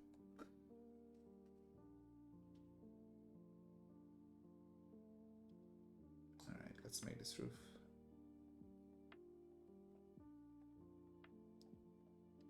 So yeah, this is what I do now. I started almost a year ago. It's gonna be my first year anniversary in August, I think. That's when I started last year. It's going pretty good though. Happy to say.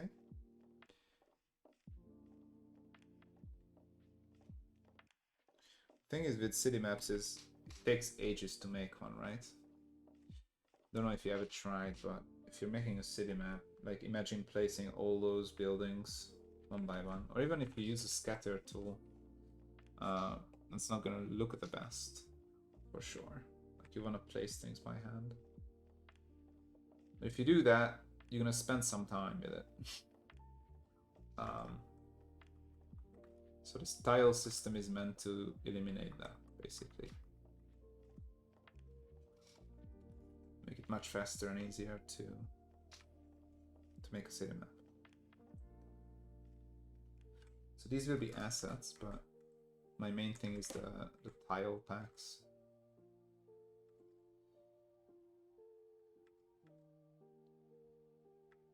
And those are super quick. Like, you know, 10 by 10 tiles, 100 tiles you can place in like, I don't know, 15 minutes or so, and you have a city map. If you want to do the same with assets, it will take you 8 hours at least, maybe. So it really cuts down the time you need to spend with that stuff, which is great.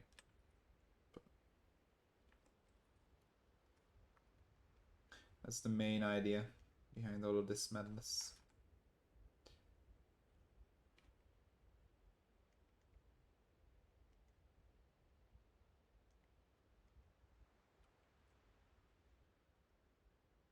So this is really for people who are making their own world building, right? Because if you're playing in like D&D, Pathfinder, whatever, then there's already maps for those cities out.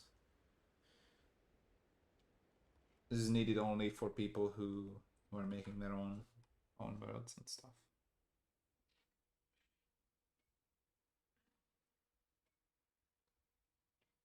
Yeah, it is. It is very easy. I mean, some people are using these for battle maps, like outside on the streets kind of battle maps. They put together like 3 or 4 of these and like form a street, and then they can use that. These are not really made for battle map like quality though. They're much more fuzzy. There's no details. Like, I can't really like make a fork on a table, right? It would be way too tiny. But yeah, I mean, it's different. It's a different scale. All right. Stupid YouTube keeps stopping. There we go.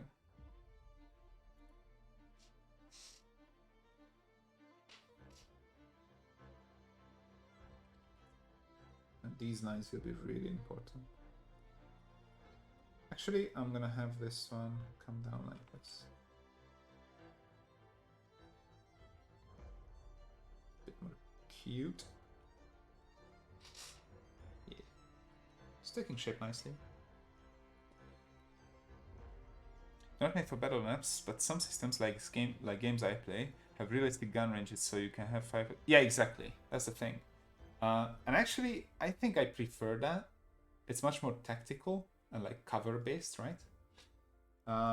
So I just started a new campaign with my close friends and family, and I'm using D&D, but I introduced guns. Like, it's kind of a Victorian era kind of thing with like arcane punk aesthetics. And I am trying a new scale now for that exact reason. So my battle maps are not like 20 tiles by 20 tiles, but they're like 120 by 120 or something like that.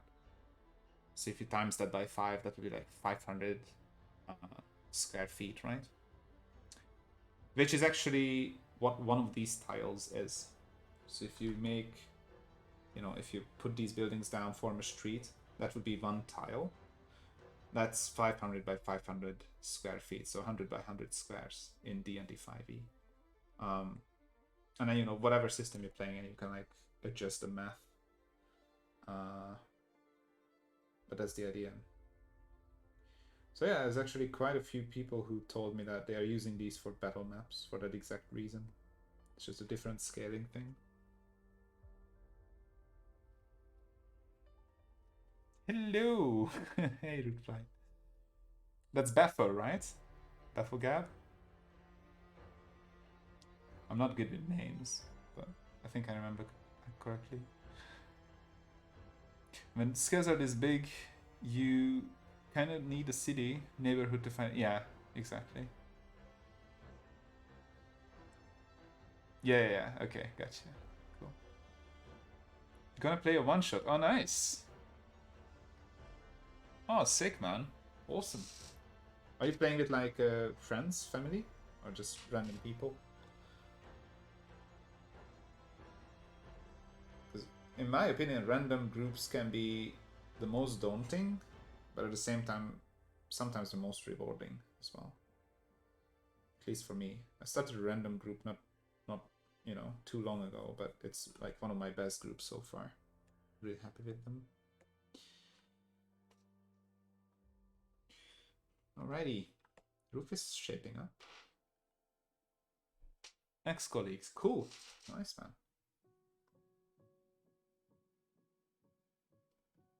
Sick. I'm actually running like... well, 2 games now, but really it's 3. One is on hold at the moment, but it's kind of a lot, I think, at this point. I need to like pull the handbrake a little bit, but just love the game too much.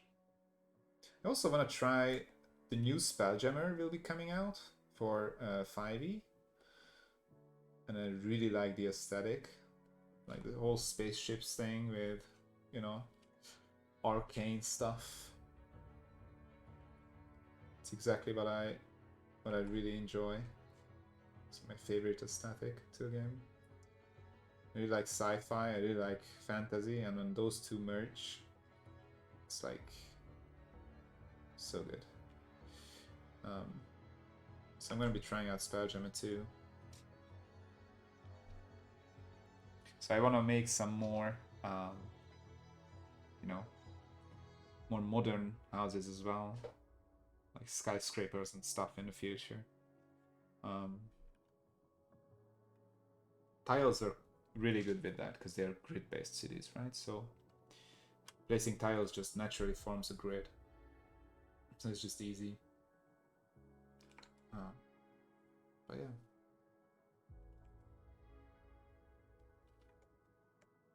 I heard good things about Pathfinder too. I just don't know how much material is out there for it. You know, resources and stuff.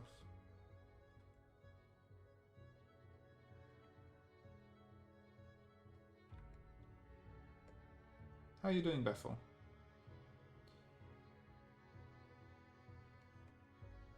Haven't seen you in a bit.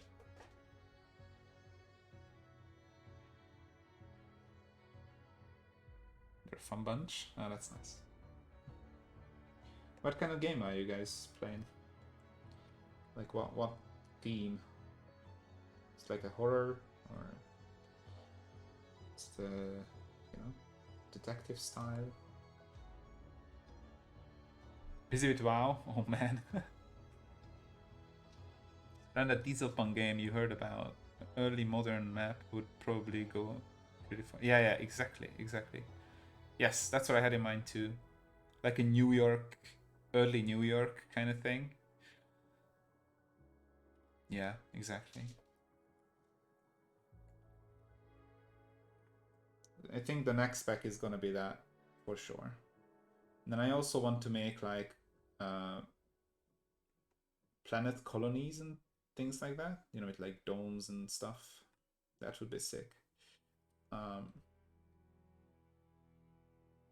That's the thing with these, like there's so many things you need to do. Like the possibilities are pretty much endless. There's so many game systems and settings, and you know, if you just look at D&D, you need dwarven stuff, elven stuff, you need more high arcane, low arcane, village stuff, city stuffs, and then, you know, then you need rivers and coasts, and then you need it just keeps going and going, which is great. I like it. I won't run out of things to draw for a good while. That's for sure. So yeah, can't complain on that front. Right. I'm gonna read the chat in a bit. I just want to make sure I place these well. Can look really wonky if these are not even. I see I messed up already. There we go.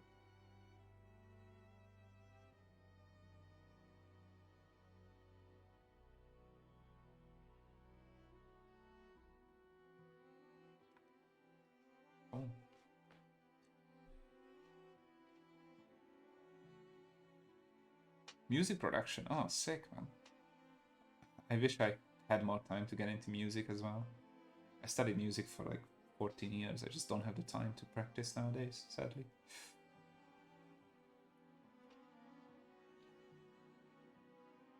Armor making? What? You're making armor?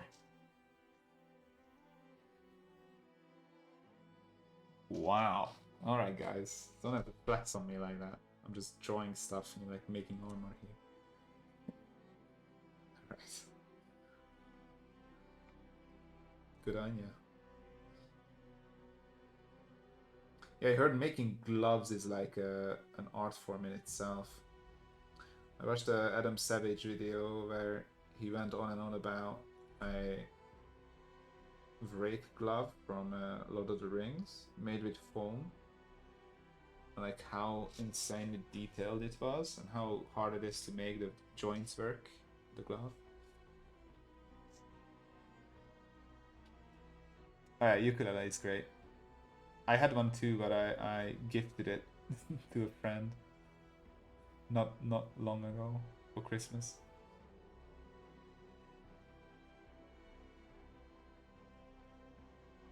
20 kilogram. Oh, Jesus. And chainmail is medium armor in D&D, right? So that doesn't really make sense. Yeah, gloves are, yeah. I heard horror stories about gloves. You know, I used to work in a sorry, I was Hungarian. I used to work in a sword factory. Or manufacturer, I guess. And that had its difficulties, and that's just a stick, basically. A stick of iron. I can't imagine like a glove or something, like how complex that is. It must be really tough to nail it down. No pun intended. But yeah. Am I drawing this right? No, I'm not, am I? Should be the other way around. Yeah. So it goes like this. Yeah. Okay.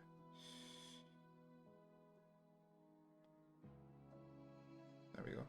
Now it's good.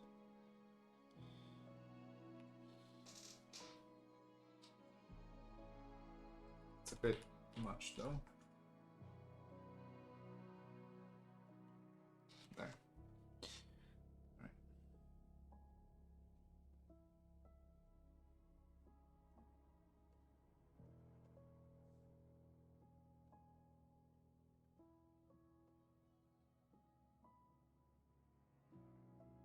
And this can be like a guild house or something. Parties, headquarters. It's a big boy. Almost like a small palace compared to the others.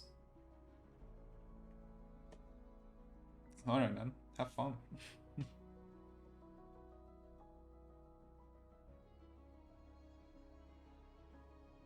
Ah, thanks.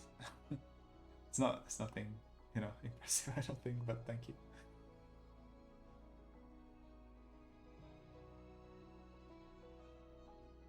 Really, they wore like padded leather under chainmail? I didn't know that. I thought it was just tunic and then the chainmail on top. Leather in itself is heavy as hell.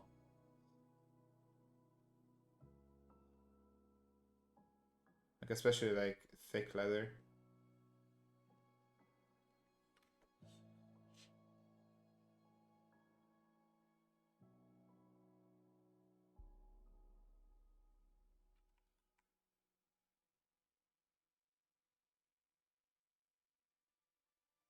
I never really got into armor stuff. I was always a weapons kind of guy. Even when I was a kid. I always made like... I guess it's easier, right? I always made like swords and stuff. I think it might be a... Yeah, I have a package to deliver. Give me a moment, I'll be right back.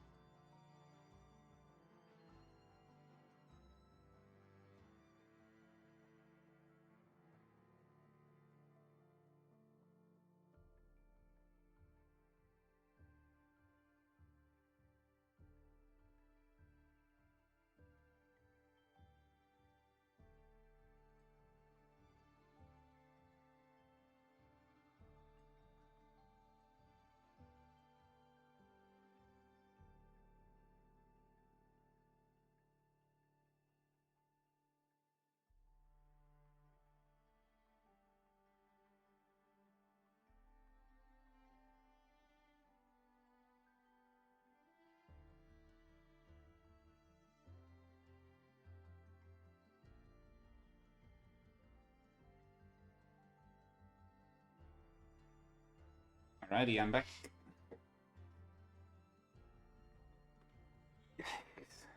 It's so hot outside, it's insane. It's like 36 degrees. Which is not common around these spots. Most we get usually is like 32, 33 maybe.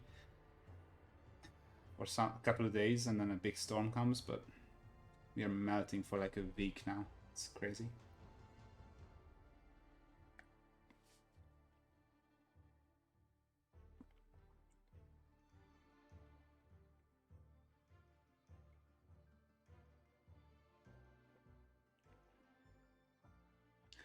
Yeah, for sure. Anyone can learn to do anything decently, I think.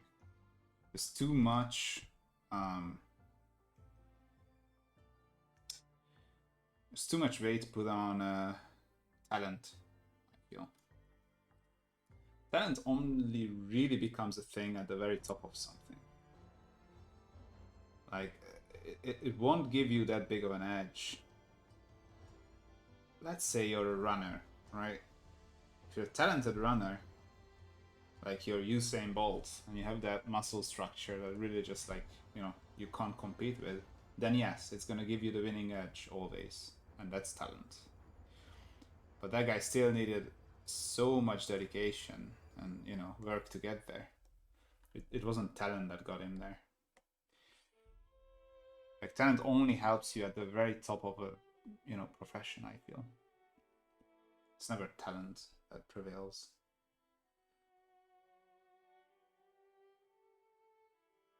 So yeah, I think it's true for anything. You can learn to be decent at anything, really. Just put your mind to it.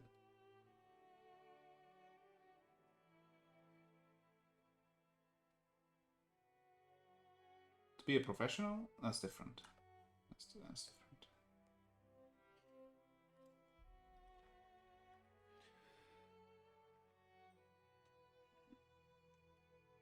Oh yeah, I suck at welding, man. Welding is something I mean, I get it done. It's not pretty, but it's functional, right? It's functional welds. It's the get the grinder kind of welds. that's my that's my that's my way of doing it. But I know a couple of people who can do amazing welds, like on bikes and stuff. And I have no idea how they're doing it. It's such a steady hand. I mean, I guess coming back to my previous point, I know how they do it. They practice the shit ton, and then they just do it. But yeah. It's a skill I don't really need. I don't think to perfect. Like, you know, if I can make something functionally work, I don't really care about like making it pretty. I can just grind it off and paint over, and nobody cares. It's the same thing.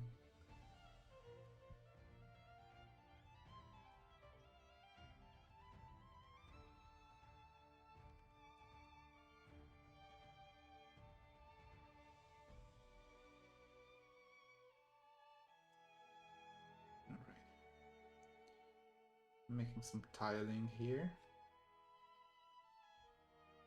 Cute. Nice. Then I think... Should we make this into a pool, guys?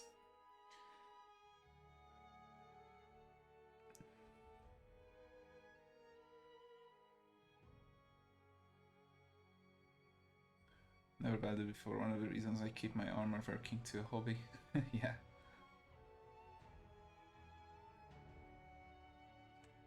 That's great, man, though. It's always nice to have something that you really enjoy doing. You can go back to.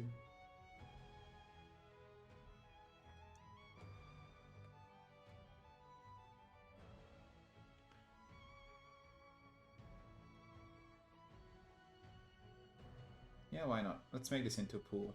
So all I'm doing is just adding a second line here for like the depth. And we're gonna color that in later. We give it some like Don't want to make it too busy. There we go. That's it. So here, let's make a garden, eh? So we're just gonna make grass, I guess. I'm gonna make an edge to it. Then we can just fill it with grass.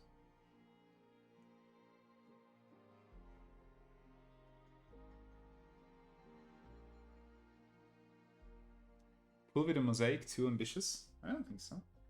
You'll see.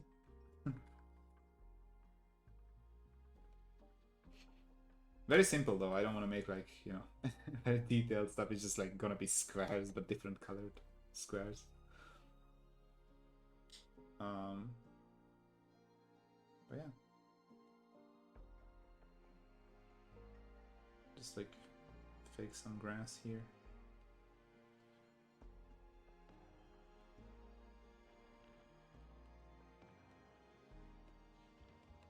Oh, there we are. Little back garden. We have our pool. We're pretty much done, I think. So that was a hustle. Still a couple of detailing for these clay. I don't know what they are. Are they called tiles in English? I guess they are, right? Clay tiles, I think.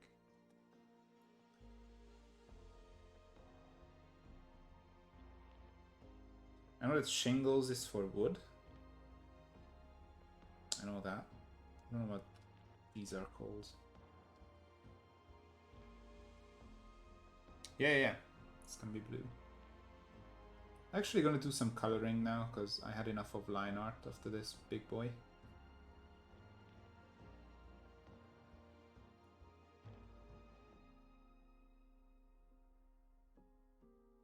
Like right now I'm working on to be a little bit more light-handed with stuff because I'm really like, you know, I can really like grab a hold of the pen and just like mush it into the paper when I'm drawing.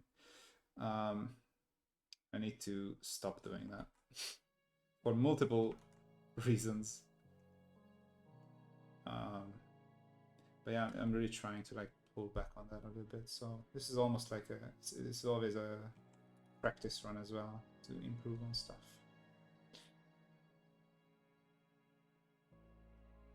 Trying to be more gentle.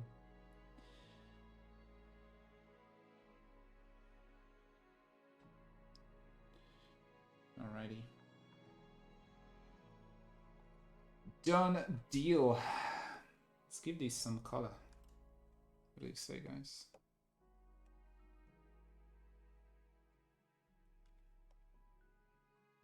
They look good. I like them. Let's do a little stretch. Okay. Oh man.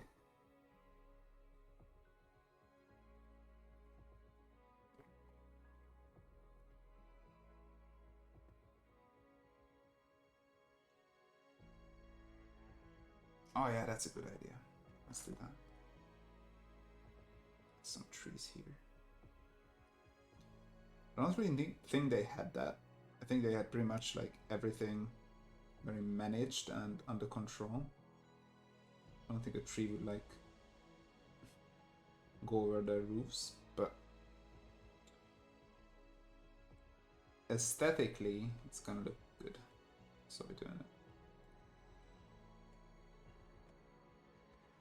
Nice. And then we can add some crawly greenies as well, maybe on the side here. Just so it's not as boring to look at.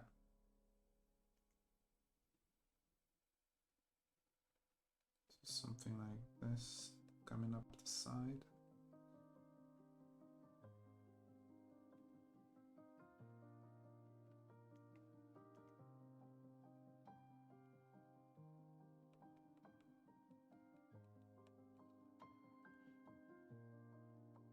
Let's have a smaller one here.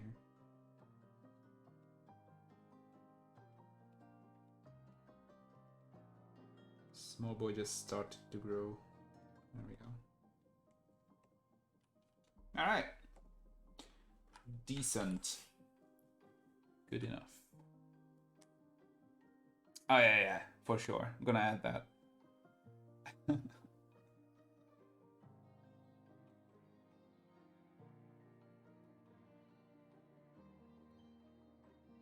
Pigs running loose.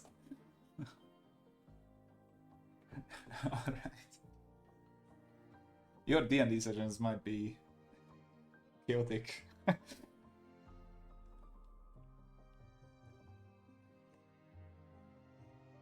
Awesome. Alright. Let's get back to these.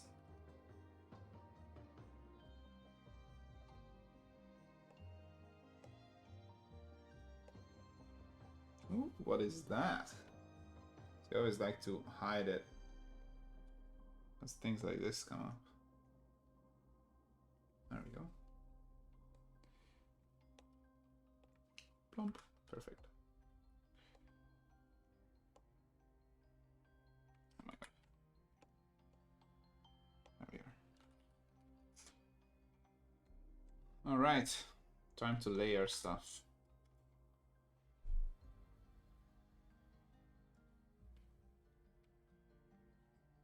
So I like to add the texture. So I'm basically coloring it almost like I'm using a pencil. Just go over, give it the background with this. You almost can't even see it. It's like a beige, white kind of situation. Like an off-white, yellow bone color kind of thing. I don't know. Color names are so ridiculous always.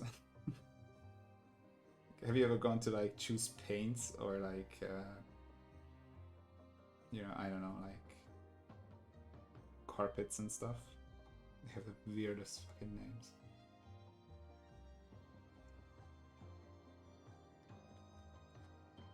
Alright. Oh, nice.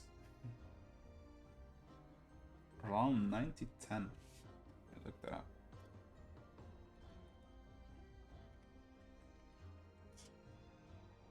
Yeah, kind of similar. This is... Let's see what it is.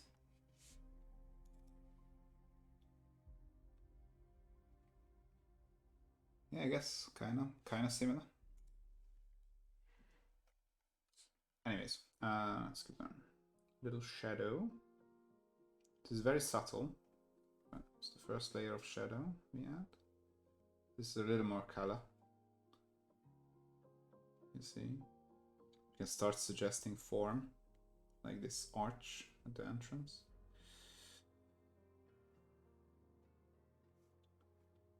Like this. And we can add a highlight to some areas that's almost like a white. I like to do the stones. Give it some texture and difference. There we go. That's about it. And then this is the most important bit, this shadow. This adds all the depth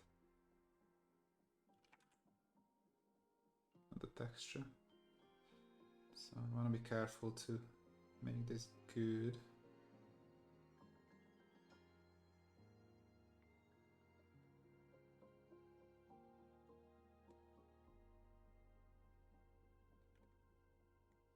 So again, this is not accurate, like you wouldn't have shadows everywhere in real life, I guess, because you would have one direction for the light, right?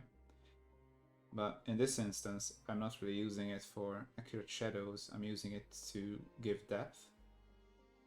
So for that reason, it works perfectly for me. Like that. Okay.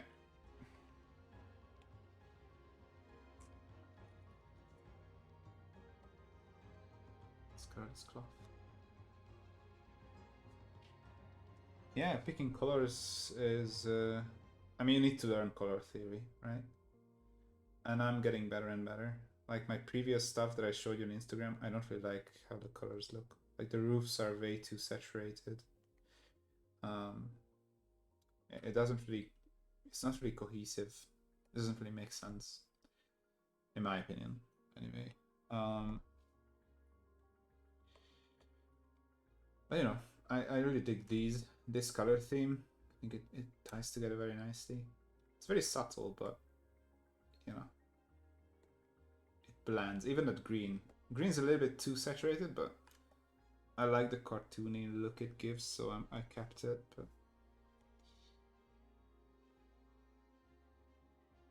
But yeah, that's about it.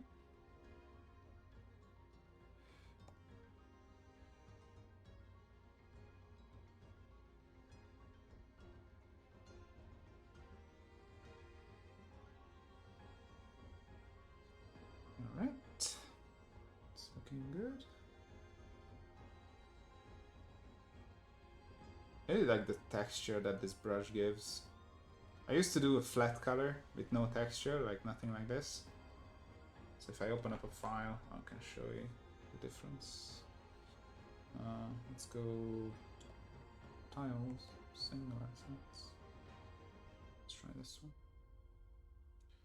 See? Very boring. If I copy one of these, even this one, it doesn't really compare. It's like it's a different thing. So yeah. The scaling is a little bit different too, to be honest. But just the texture in itself would make a big difference in those as well.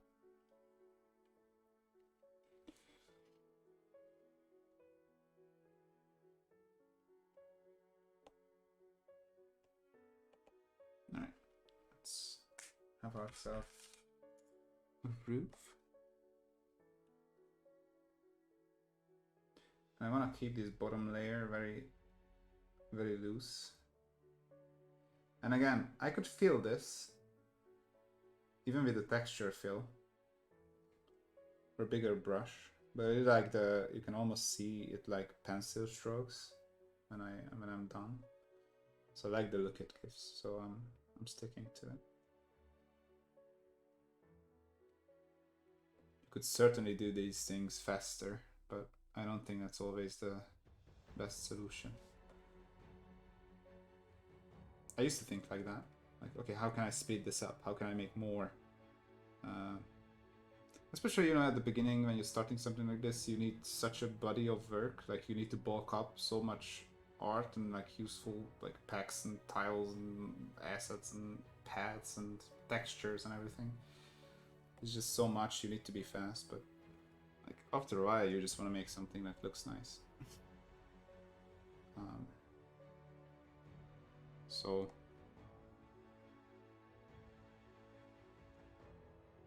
I think making less art but better art is better than just pumping out stuff you're not really happy with just so you have content.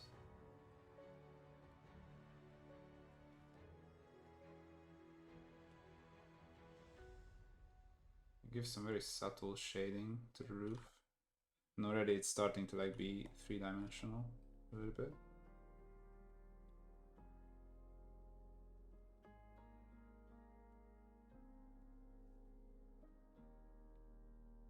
Some shapes are coming out nicely.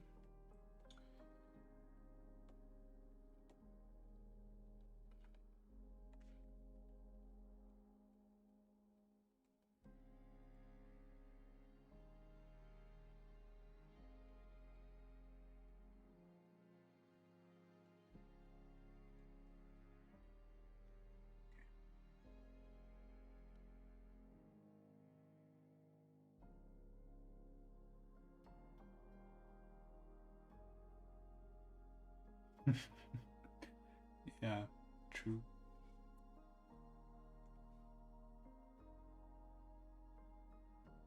I think I left it a bit too textured compared to the other ones, so I'm just gonna go back in a little bit.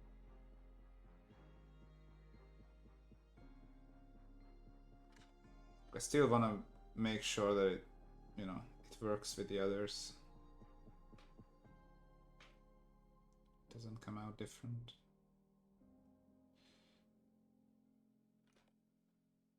That maybe. Okay. Let me add the highlight. This is the biggest difference, obviously. You can start like showing the rows of the tiles. Very subtle stuff, but it all ties it together.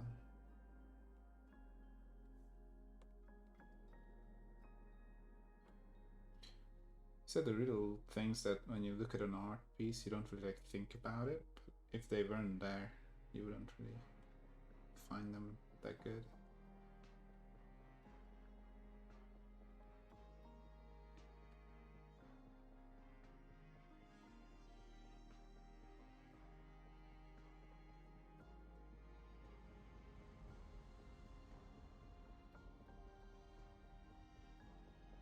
And you know, this is not some like high art piece by any stretch of the imagination, but still, like the same rules should apply.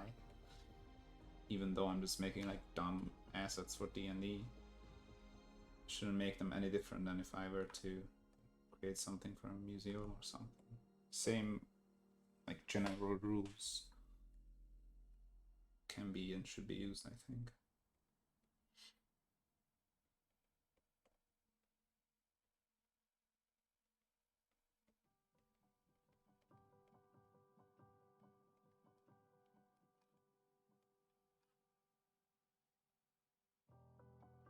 There's a car outside that thinks that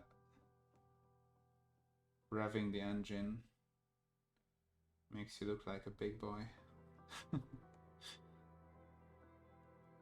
Amazing.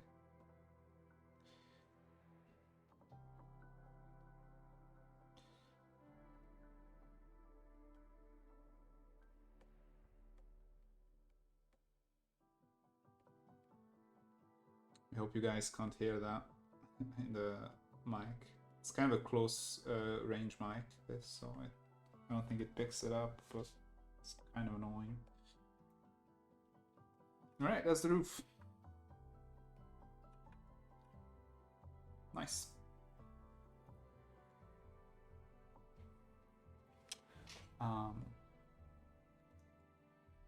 Let's think it through. Oh yeah, green stuff. We need greenery.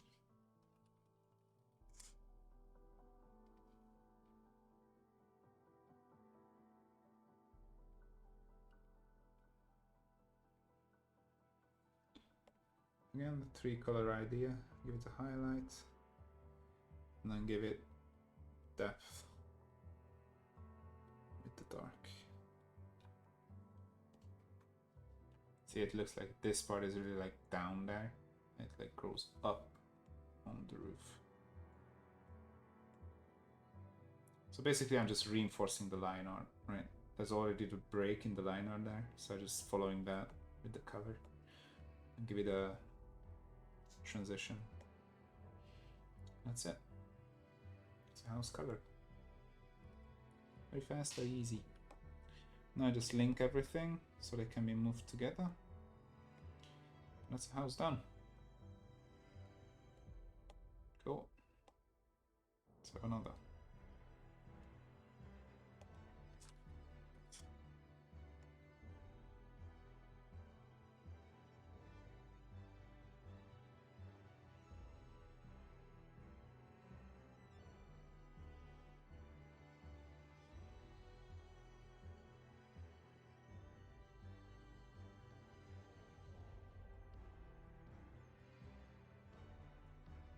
So, forgive me if I fall silent, but I'm trying to preserve my voice. We had friends over yesterday, and as you might have guessed, I like to yap on about stuff. So,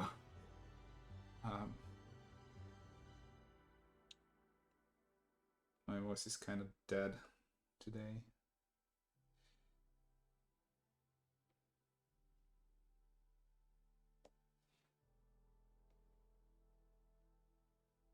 And he's off.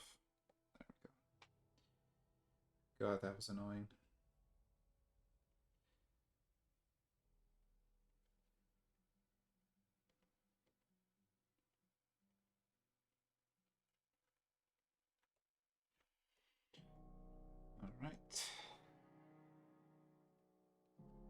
Oh no, he's back. I celebrated too early, it seems. Shit. Oh boy. Amazing. Okay.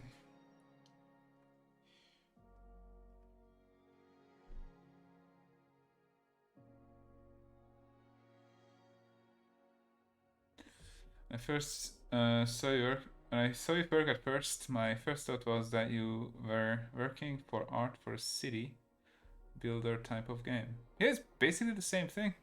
Yeah.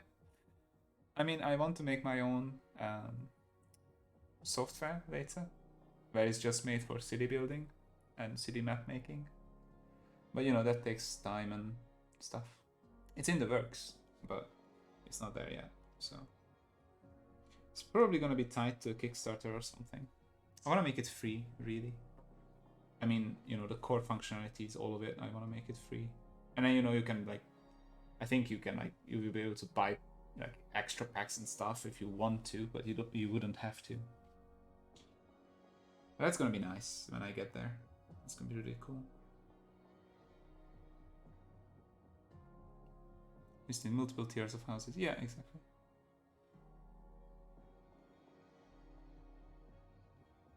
Oh, nice. Yeah, I want to make a website too. I already have the domain. I just didn't have the time to get to it, but I have everything locked down.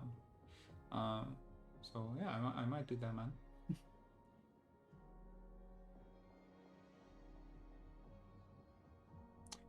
But yeah, so that's the future plans, I guess. I'm not there yet, but I'm getting there. I think I'm gonna have a little Kickstarter to make it free. And then it's just gonna be free. You can make city maps quick as hell. Not take like half a day to make one. Should be grand. Oh, come on. Stupid Photoshop. There we go.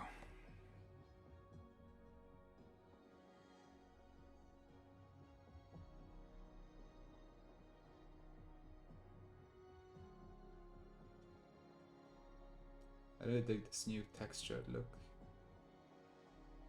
There's so much more life than the other flat color. It's really amazing how like big of a difference a bit of a texture can make. It really shows up if you're finishing digital art as well. If you put on filters, you put on like a dustiness to it, or a what is it called? A noise. You put on like you know, dust and scratches and other noise. It like makes the whole thing so much different. It's crazy.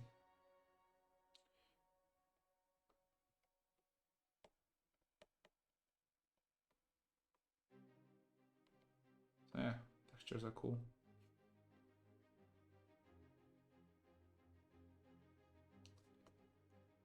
Especially again on like a small scale like this. Like if you're making like small things like, you know, houses top down, you don't really have much to do, like much to go with. It's a rectangle. Like what are you gonna you see what I'm saying?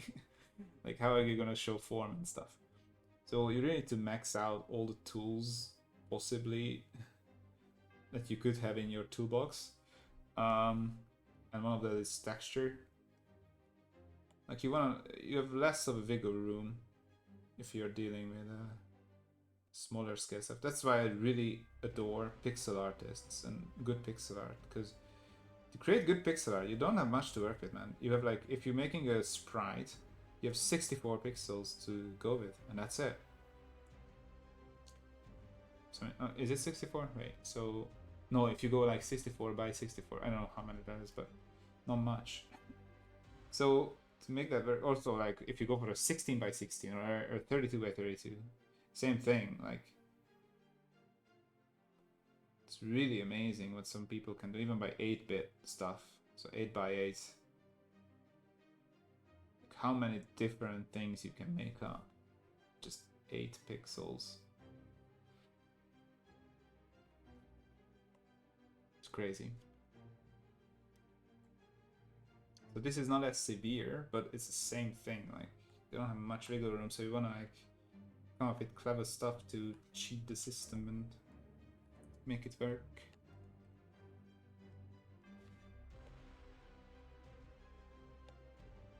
This music is way too epic right now. Yeah, no chimneys. I don't think they had chimneys in Greece. I think it was like floor heating, like central floor heating, right? I believe. Oh, they do? Okay. I'm gonna check that. I might add those on later then. Or I'm just gonna make some chimney assets, and then if you want, you can, you know, make your houses have chimneys, I guess. Alright, I will. Okay, I'm gonna do it right now. So, 8 chimneys.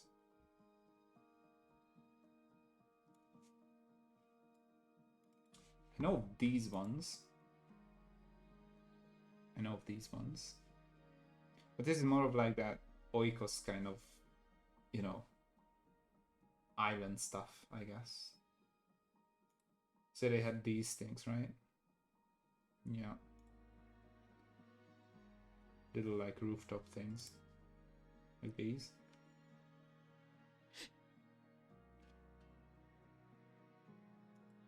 Folk architecture.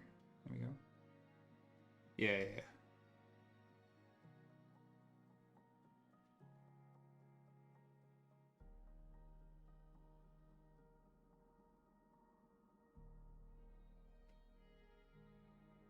Alright, we can add these in later.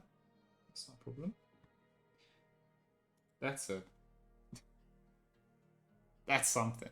I mean, that's a thing. What are these?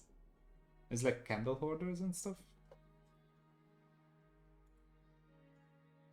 Wow.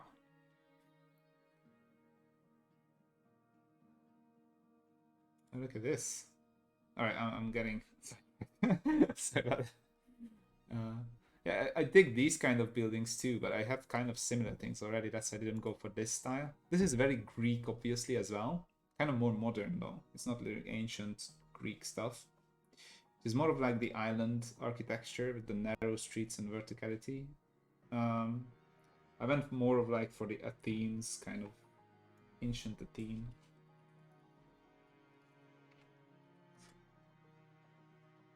Like this kind of look. It's kind of different. This. Right.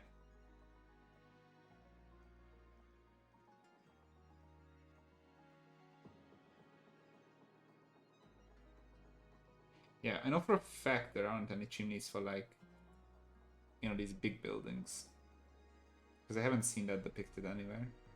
Maybe it's just a aesthetic thing, so they don't add it because it would just look weird, or it would add confusion to the picture. I don't know.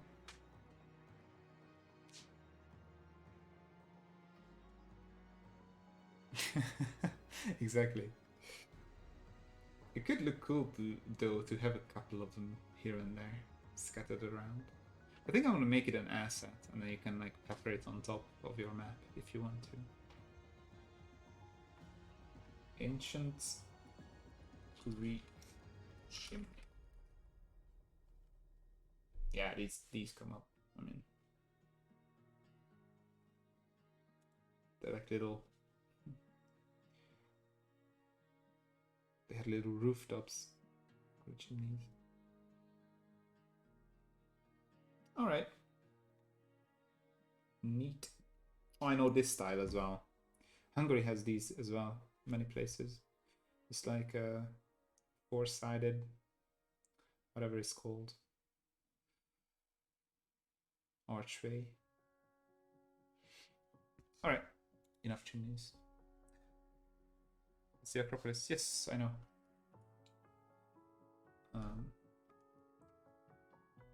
So I wanted to like the Big Dutch style. And I said at the beginning of the stream as well, like, I thought that the ancient city streets and ancient cities in general, like, you know, BC stuff, was very chaotic and, you know, all over the place, but not really. It was actually very grid-like and structured, which is kind of interesting.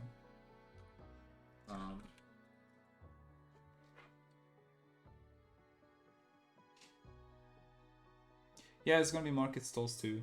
I mean, I already have a bunch of those, but there's gonna be new ones with this texture. Big marketplaces, like Agora kind of stuff.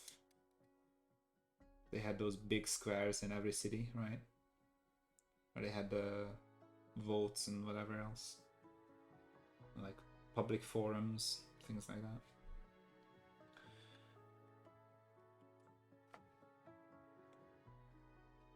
So yeah, those will be added for sure. And also they had very cool warehouses. So the warehouses were these long ass buildings, really long, similar to like this kind of roof, but it just keeps going. It's like a massive thing. And then they had Romans were kind of different. They had big circular ones, especially for like seats and stuff. Home bars, I think they were called. I'm not sure, but they had those. Greek were these like long ass fucking buildings, many columns inside, and then they had what are they called? Like cranes, I guess, or you know, on the side like this.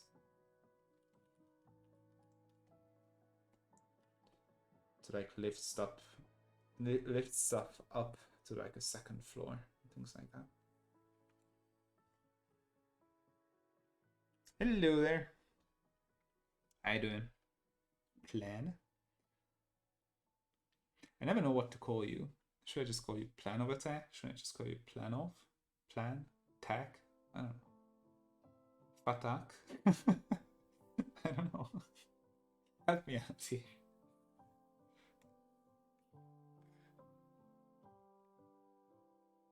Alright. Also, how you doing? Glad to see you here. Hope today is treating you nicely.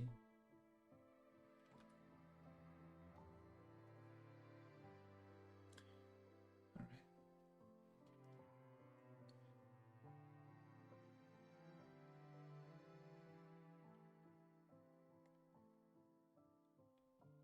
Plan is fine, alrighty.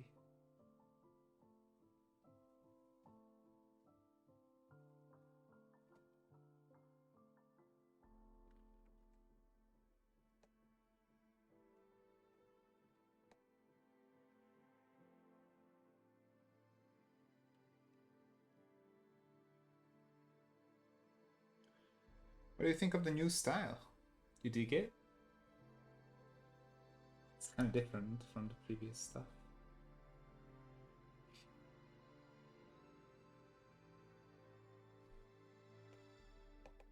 And you've been following me for a while now, right? Is it like close to a year? I think you're like pretty much there, right? I think you're one of the first for sure. I do know that.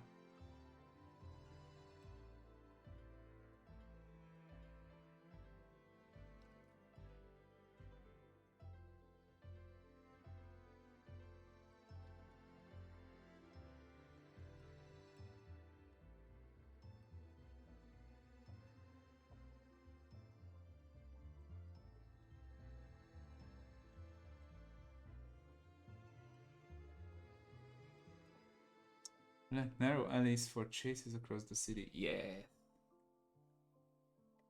Same. And with my parties, there's always a chase. Just can't help themselves. just what it is.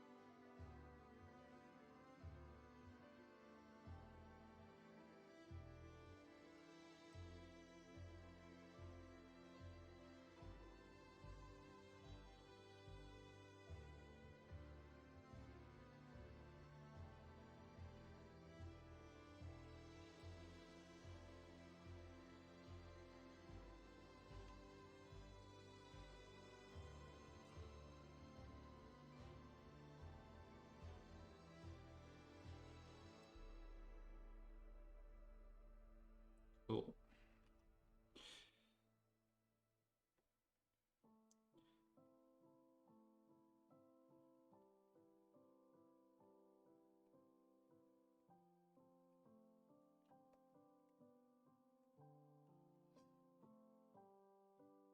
Yeah, early days. Yeah, yeah.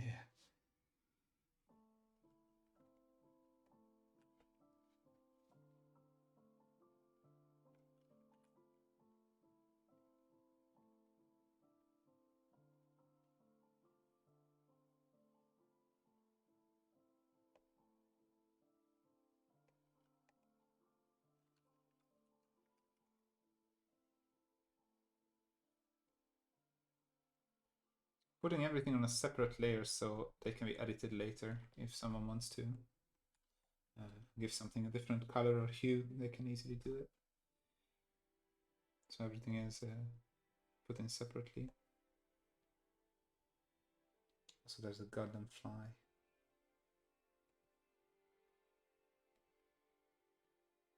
I hate flies. Oh my god. I mean, I don't know who likes them. I don't think there's many people who like flies. Okay.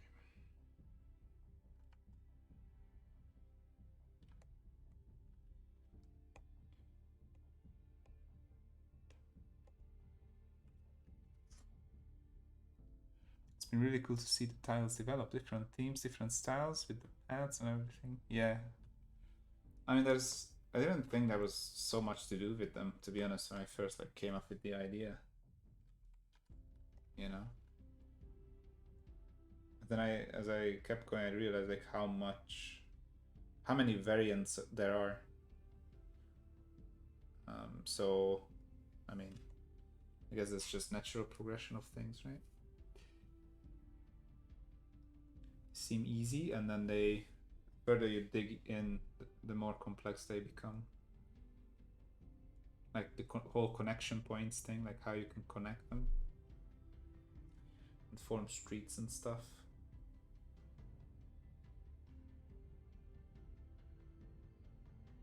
Like afterwards, it's self-evident, but it wasn't that easy to come up with, for sure.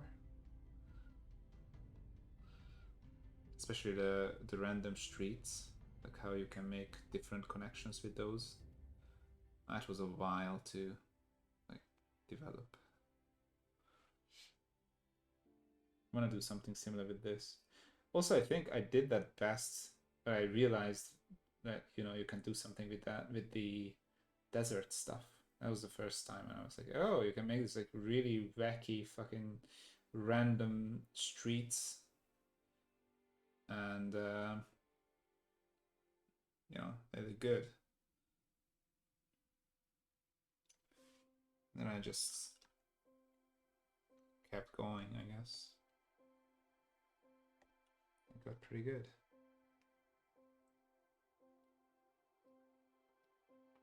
Yeah, exactly. That's exactly it. Just one idea, and then 2 years later, mean, that's what happened, pretty much.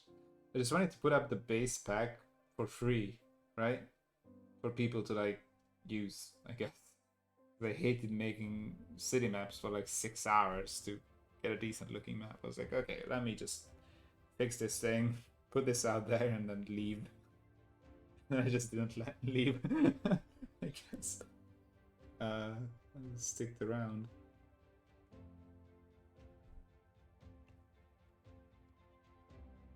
There was a resounding need from the community for these, I guess. So,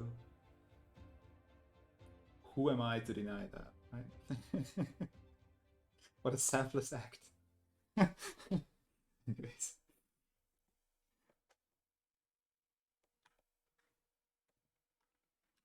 All right, it's coming together nicely. I really like the blue in these, like the little blue and the green as well. Like it just ties it together so nice. I dig that blue. Surprise, surprise! I like blue. That's a first day. Anyways.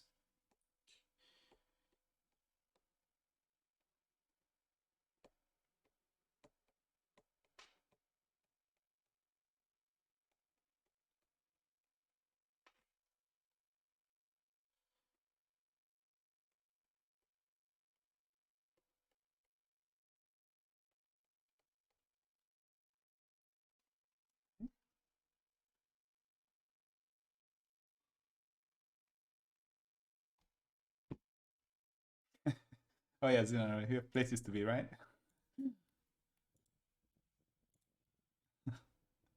Isn't that how most things work? It's like that's yeah, exactly.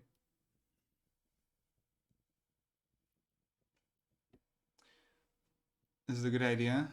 Let's make that. Oh, then we can do that too. Yeah, exactly.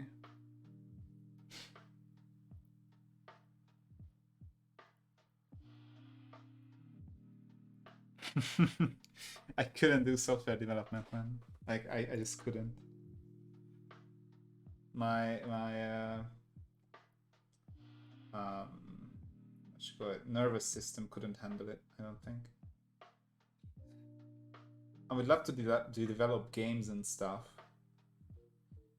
like for my own pleasure and things like that. But like software development, especially if you're making it for someone else, and it's just a hassle and you hate it. Oh, I couldn't do that.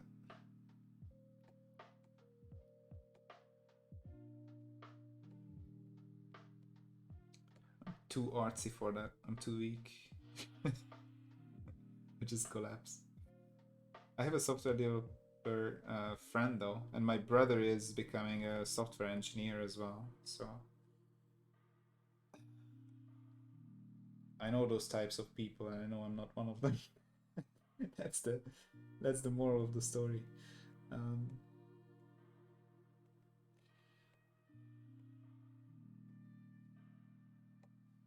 So I commend you on your efforts. I could never do what you guys do. And I don't think many people could. Like I don't know if is it common for like software developers to just leave the job? They do know a couple of people who was just like they started software development and then after a while they were just like yeah no they just left it. It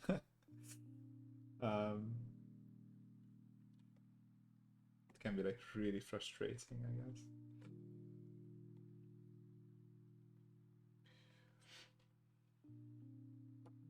Third screen. Oh, look at that. 3 screens club in the building. I only have 2.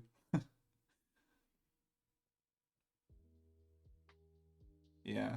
Oh, strain is a good word. Yeah, it's very straining.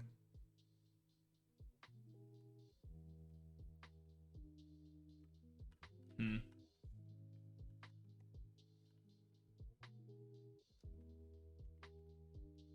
Yeah, anyways. Here we go. Actually, no. Hold it. It's not done.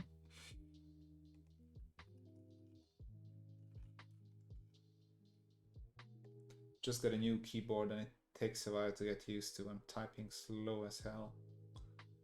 It's a 65%, so I need to learn all the, key controls and everything. When do I have numpad? When do I don't? Extra characters, whatever. Alright. I think that's done. Awesome. Oh, and I just realized something. This boy is not done.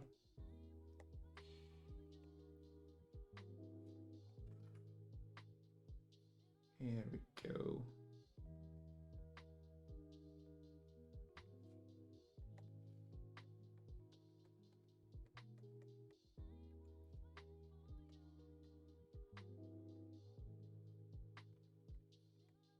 Nice. Fixed. Next.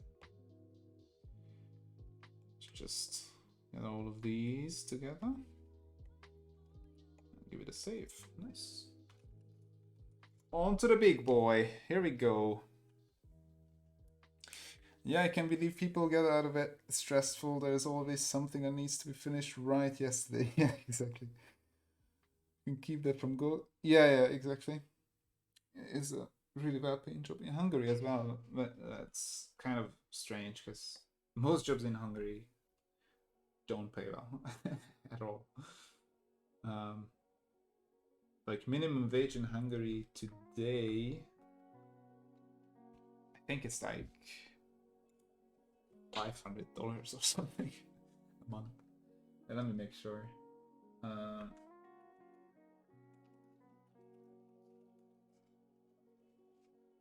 Yeah, 487.1 euros. So what is that in dollars? Whatever. 490 in dollars.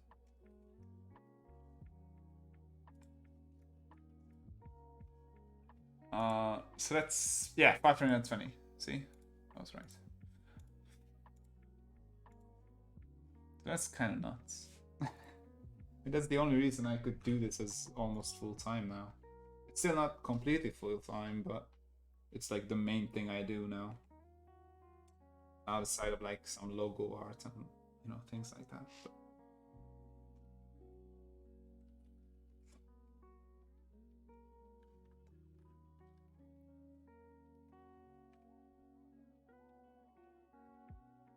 so if you're a software engineer, you're really living it large in Hungary.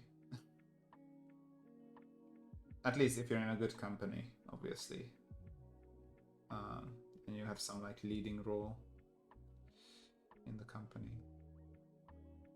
Like, an engineer or something, at least.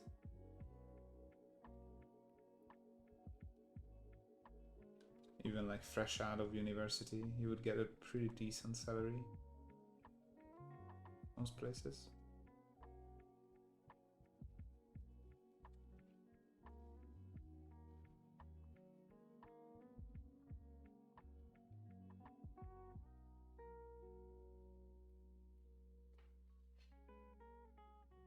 Yes, exactly. Yep, I know. It's nuts. It's absolutely nuts. But luckily, living conditions are kind of cheap too. Like if I go into Germany and I was to live in Germany, at least to have food and shelter and stuff, that would take me like at least $1,200 with my wife, obviously, so the two of us. It is like $1,500 or so a month, I would say, or like 1,200 euros or something like that. Here I can make that all happen in like, I don't know, like 250, 300. So it kind of balances out. It's still ridiculously low in large scale.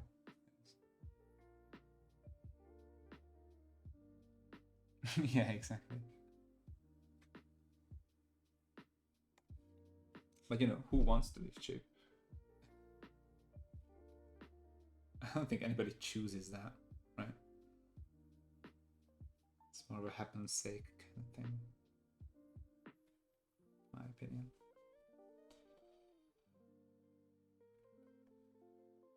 This fly is driving me nuts.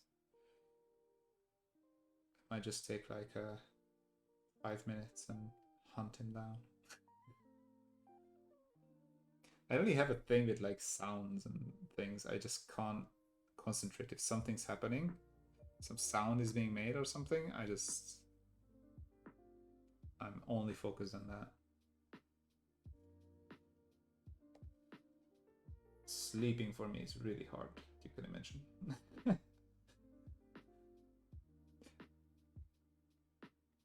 Getting to that level of silence when I can actually like chill and sleep. Not easy at all. That's why I live in a village, I guess. There's only sometimes a dude with a car banging on the accelerator, and that's about it. Otherwise, we're chilling.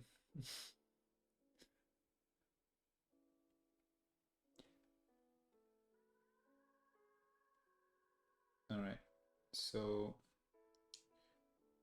it's this done, pretty much. In terms of walls. Oh yeah, here too, actually.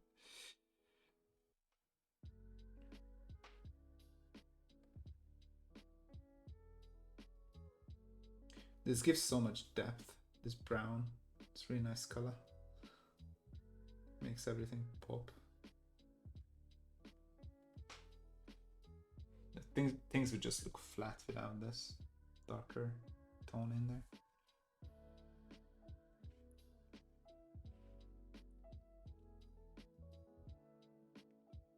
Yeah, mortgage will seep it away.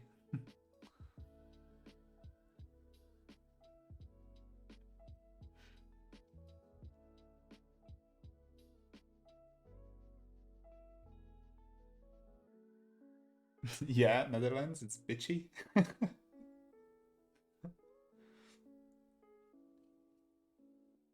I thought Netherlands was like very chill. You know, Zen and stuff. I guess I was wrong.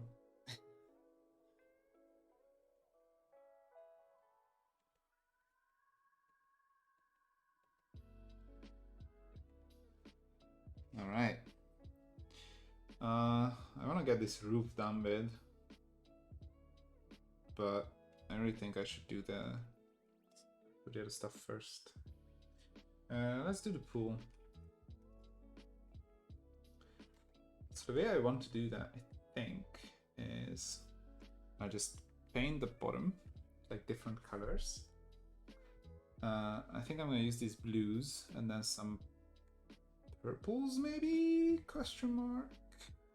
Could be good. Sure. Why not? So maybe some purples. Maybe some greens. Alright. And then let's get some blues up here. And then I'm gonna do a really subtle color over this. Make it look like water. I have a plan. I don't know if it's gonna work. We'll see. It's looking pretty decent so far, I think.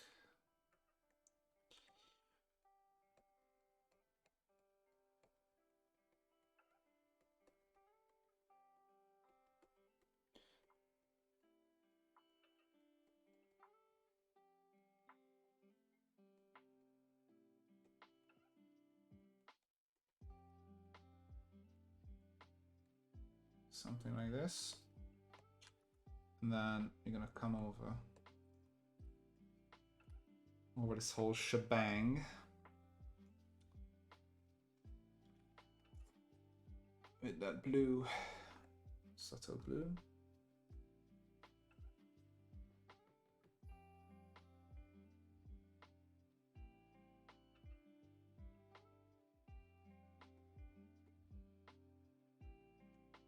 Kinda worked.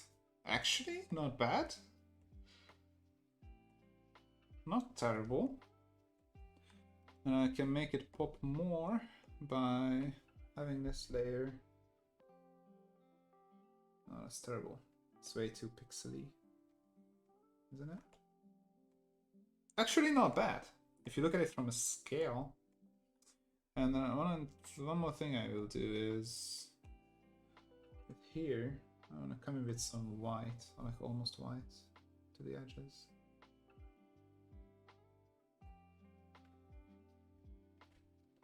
Like that. Some reflections, and toning back that texture as well a little bit. So how is that? Looks like water, right? Kind of, sort of. I think I need some more actual whites in there. Let's do this, and then some sprinkly highlights.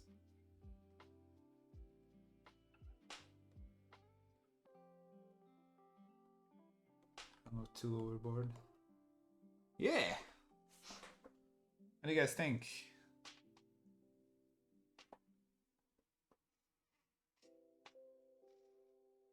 It's freaking full. Or like the Netherlands is, you mean? Oh yeah, I know about that. Yeah. I mean, Hungarians are too. We are like, you know, grumbling about everything all the time. It's just what we do. Like every sentence starts with, okay, how was your day? Oh, let me tell you. And they just go off. It's never like the American, how you doing? Good, thank you, how you doing? It's never that.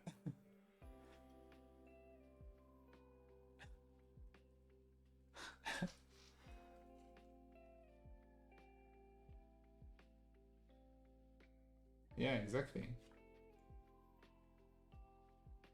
That looks like little waves, right? With the texture as well. That's almost like pixel art. But from afar, especially, it really sells it. I think that's like one of the better things I've done in a bit.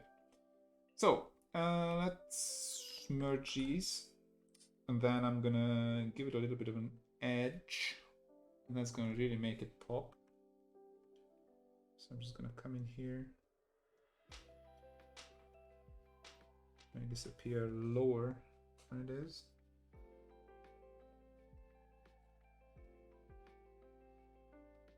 Like this. There we are. That's the pool. It's not a deep pool, it's just like a, get your feet fat kind of pool.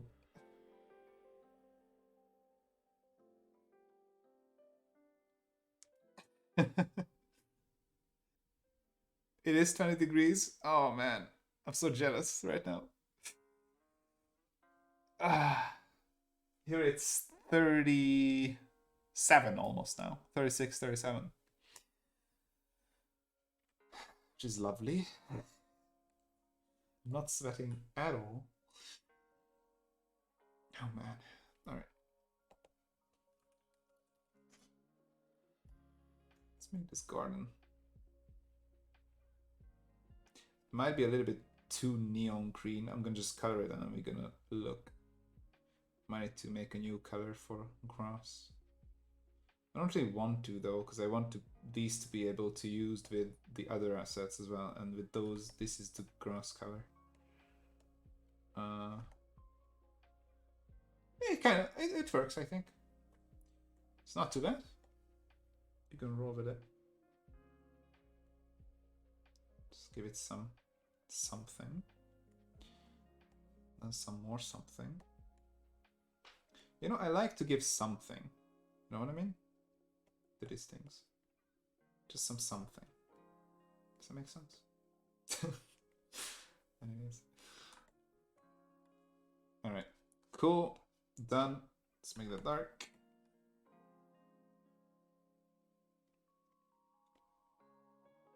Sweet. We have some grass. Nice. Give it a save. We keep chugging along. So, next up we have a roof on our hands. This will be a big boy to get done, but I'm ready.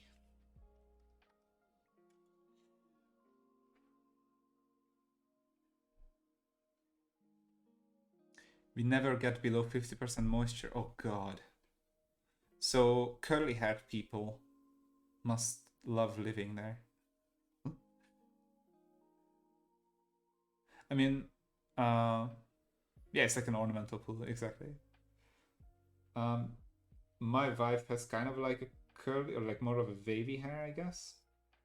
And then we went to the zoo last summer, and we went into like this greenhouse thing, and her hair went just out of control. Oh, there you go. So I don't need to curl anything, right? It just like goes by itself. I mean, I would probably have curly hair in those conditions, to be honest. My hair is kind of wavy too. I don't have any right now, but if I had, it would be. Um, well, any is an over exaggeration. I have some hair, but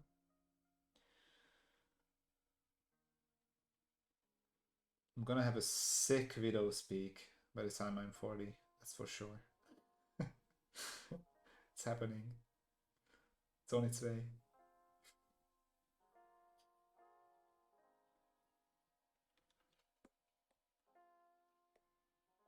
I just hope by the time that happens, I can have a full beard so it flips.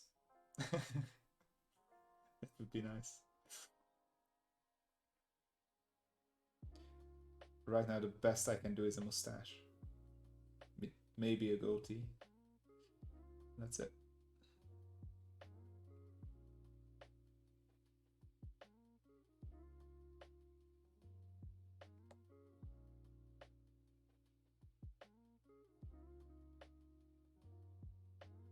I really like that pool. The grass too, that green looks really nice with this texture too. It's like so like, you know, crunchy, lush looking. Just wanna like lay there. It's nice. I thought it would be a little bit too neon, but with those shadows added, I think it looks pretty good. I don't think I'm gonna touch it. I'm gonna leave it like that. It's growing on me.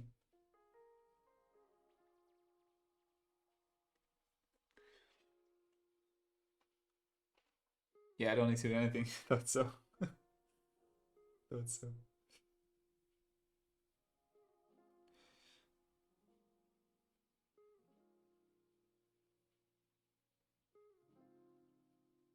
I should also yap less and drink more, so my throat will kill me later.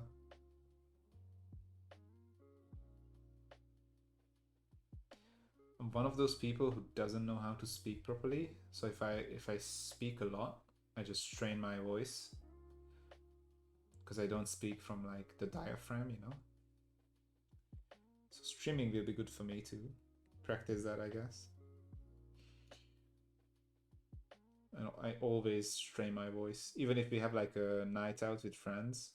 I wake up like a blues singer, you know. Hey, how you doing? Like that sort of stuff. It's not good. It's not good at all.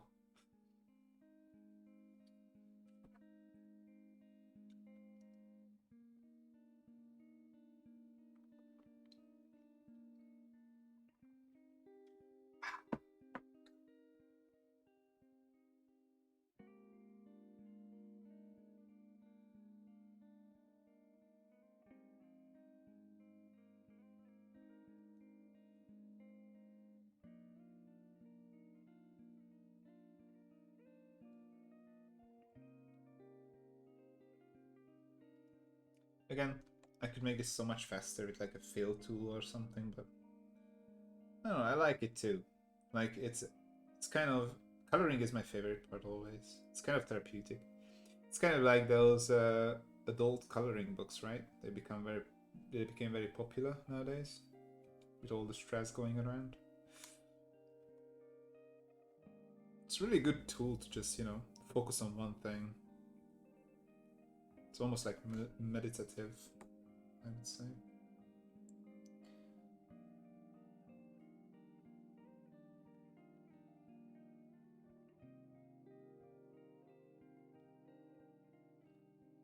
especially with like graphic art as well. You do so much like technical stuff. You're not even really drawing. Just getting shapes down. Like you can do graphic art without a tablet. You can just use a mouse, and you will be a successful like logo artist. No problem. If you know geometry, easy. So there's so much technical stuff. You like don't even do actual art really. Don't need to stay between the lines and stuff. If that makes any sense.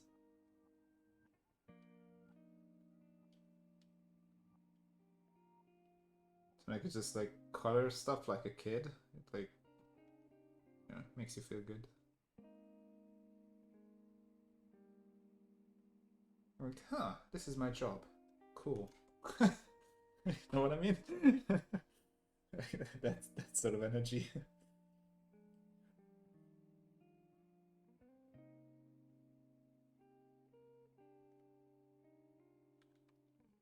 Alright. Cool. Yeah, I really dig this building. I think it looks fabulous. Yeah, the warping of the lines don't really make much sense, but it sells it, I think. Like, these columns should be facing this way. This is kind of jarring, this coming this way and then this coming this way. I might change this row maybe to be this way instead. I don't know. I'm gonna finish it and then I might redraw some of these columns. We'll see. Might just stick to this. I don't know. Whatever. Let's just focus on the roof.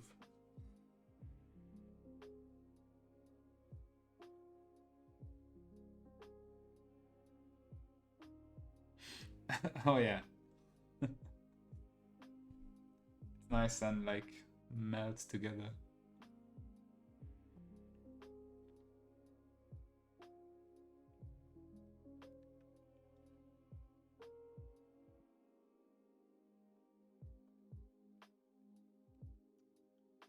I mean, they're very complementary colors too, right? Especially the blue and orange. They work well together.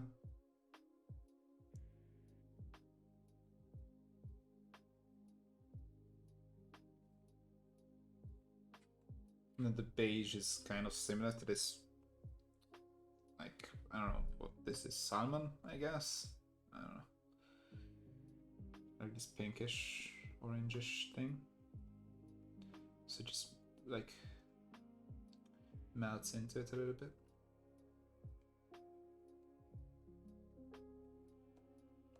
I think that's why these work so well together.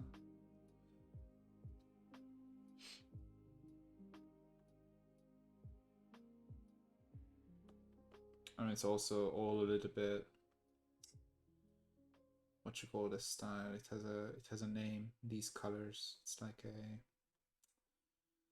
man, what's the word?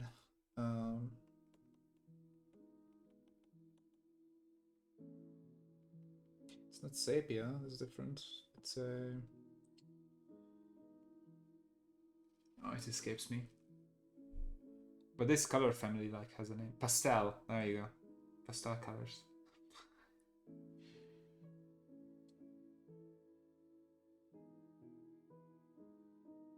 Yes, they would. That's the point. So they are not like accurate perspectives. It's forced. So all the perspective lines don't really make much sense. Like it's almost like a fisheye effect on each and every individual building. Almost. They don't really make any sense geometrically. Like this one. It makes no sense. But it looks fine enough to where your eye is like, okay, that I can buy that. It's okay. So if I were to rotate some of this, see it still works. I rotate this up, you know, and rotate a couple of these. So there's something here. Let me just fix this building real quick.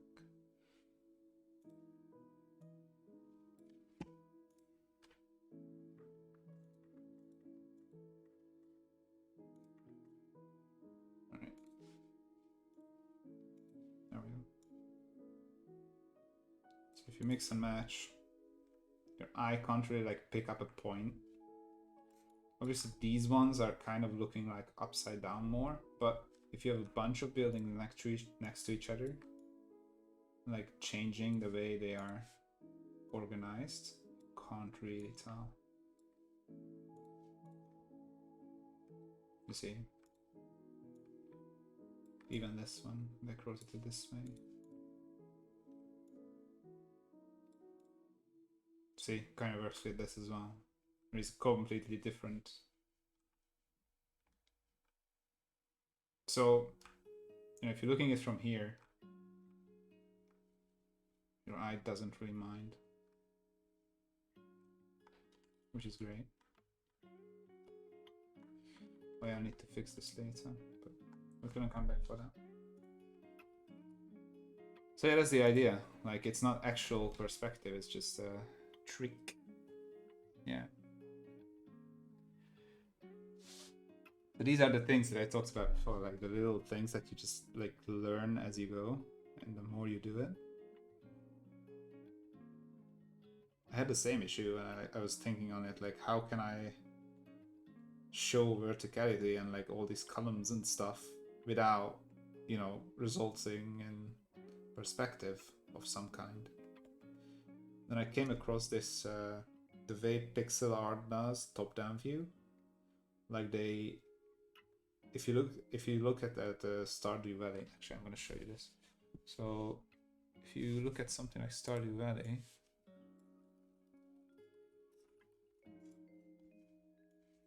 so the way this works, it's like you have the top of the roof, right? And then you also have the side. So geometrically, this makes no sense. And it's straight lines too. Like it's a forced, it's not really perspective, it's just a forced, I don't know what you would call this in English.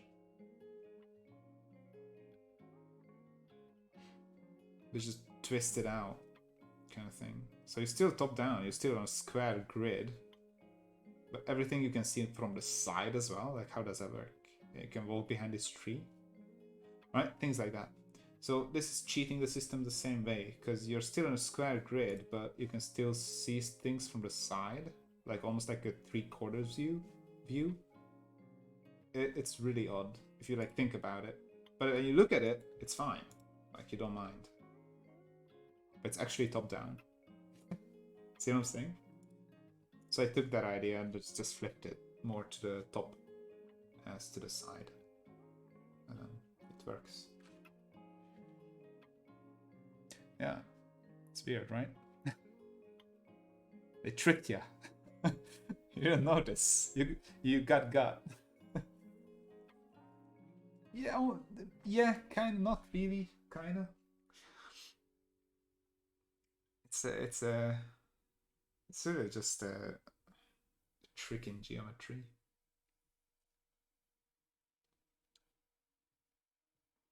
Like the way you walk behind a tree, for example, is you have square grid, right? And then your tree is, let's say, on this one. So you have the trunk coming off from here, and you have the top. The way you can walk behind that in like games is that only this part is like walled around, like with an invisible wall in the game, and then this isn't. So you can, you know, walk behind this thing. There. Rotating wouldn't work here because it's too prominent. Like the forced nature of it is too obvious that if you were to flip a house or something, it would be, you know, you could see it. It's like it falls apart. So you need to stick to a direction. With these you don't, because it's a very subtle thing. Like I just show like a couple of millimeters of the wall. So it doesn't really fall apart if you rotate them. That's the idea. Alright. Anyway, enough about that.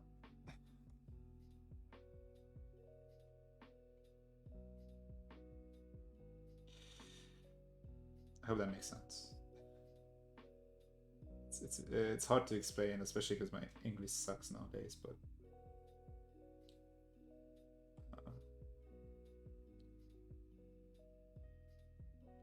hopefully streaming will help with that. So I can talk more. So that's the main thing. Like not talking, even though I listen to everything in English and I understand everything. Like I can listen to scientific explanations of things in English and I can understand it no problem. Speaking is different. It's like a completely different thing.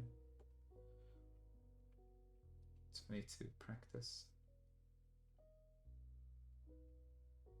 Sister talks 4 languages as well, and she told me that her English is kind of falling behind because she's not using it, even though she's like, you know, master level of stuff. But to actively practice. All right, shaping up nicely.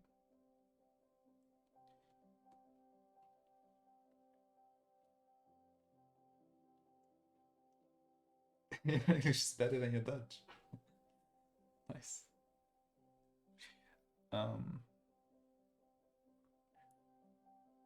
Yeah, exactly. That's true.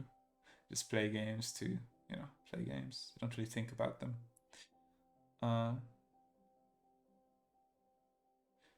Yeah, exactly. So because of that, yeah, because it's far off, it's hard to pick up on these things. Harder to pick up. You can still see it if you look for it. You still see it, but people don't look for it, so they don't notice it. It's the same with the game, right? You don't look for it, so you don't see it. It's the same with like cutscene movies and CGI and things. Like Gandalf having a watch on in Lord of the Rings. I don't think you ever noticed that until someone mentioned it. Or the stormtrooper like hitting its head on the door. I never noticed that until I saw a video on it. I was like, oh yeah, there he is. It's these things. If you don't look for it, you don't see it.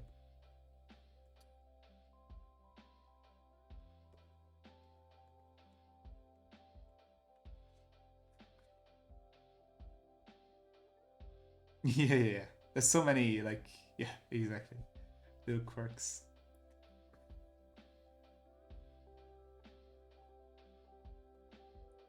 Yeah, I mean, I used to talk to the guys more. I mean, 151st guys a lot more.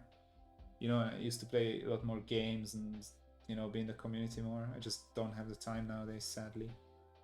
But that actually, yeah, that kept my English really good. Like I did my middle English exams. Like there's 3 levels in Hungary you can take, like an entry, an advanced, and then a, you know, like a, I don't know, like high level, whatever it's called. And the way I took my high level stuff is I never even like studied for it. I just, back then I talked a lot to the guys and, you know, played games and watched movies, whatever, all in English. And I just went in and I did it. I didn't like study for it or anything. I was like, I know how to fucking speak English. I will be fine. Better than some of my teachers even. I was like, yeah, I'm not gonna study. Why would I? And I just did it. I don't think I could do it nowadays. I used to be a lot better. But you know, I don't think that knowledge is lost though. I think it's just suppressed. So you need to like practice again and then it will resurface. I think that's how that works.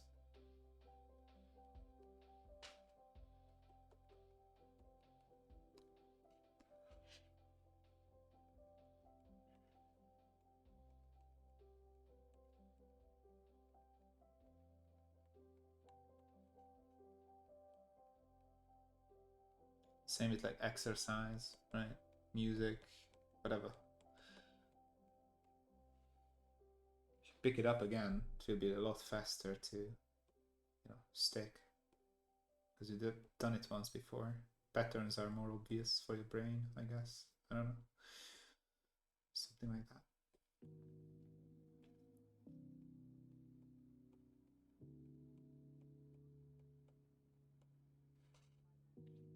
This guy was about 12, 13 years old. He had to read books and make reports for them.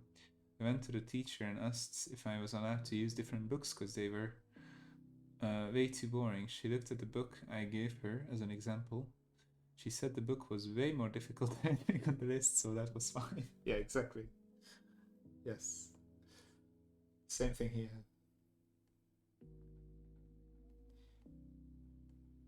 Like the teacher always asked me, like, how is that pronounced?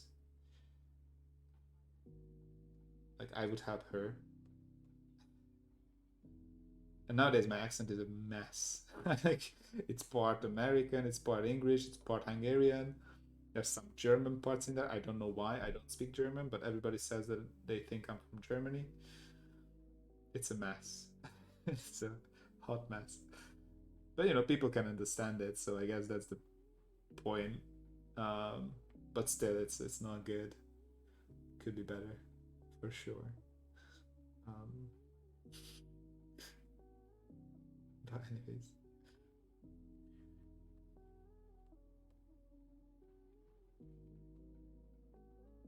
I don't understand how good of an English like some Swedish and like overall Nordic people, even like you know, people from the Netherlands and stuff speak.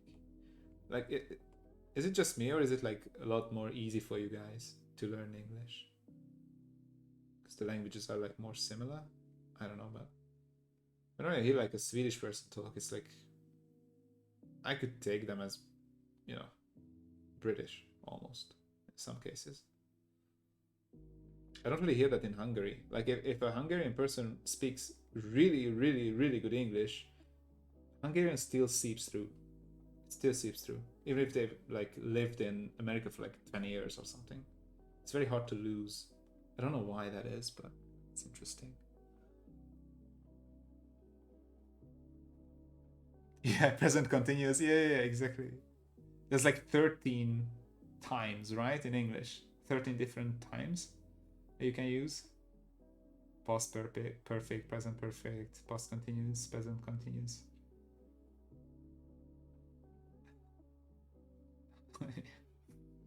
Yeah.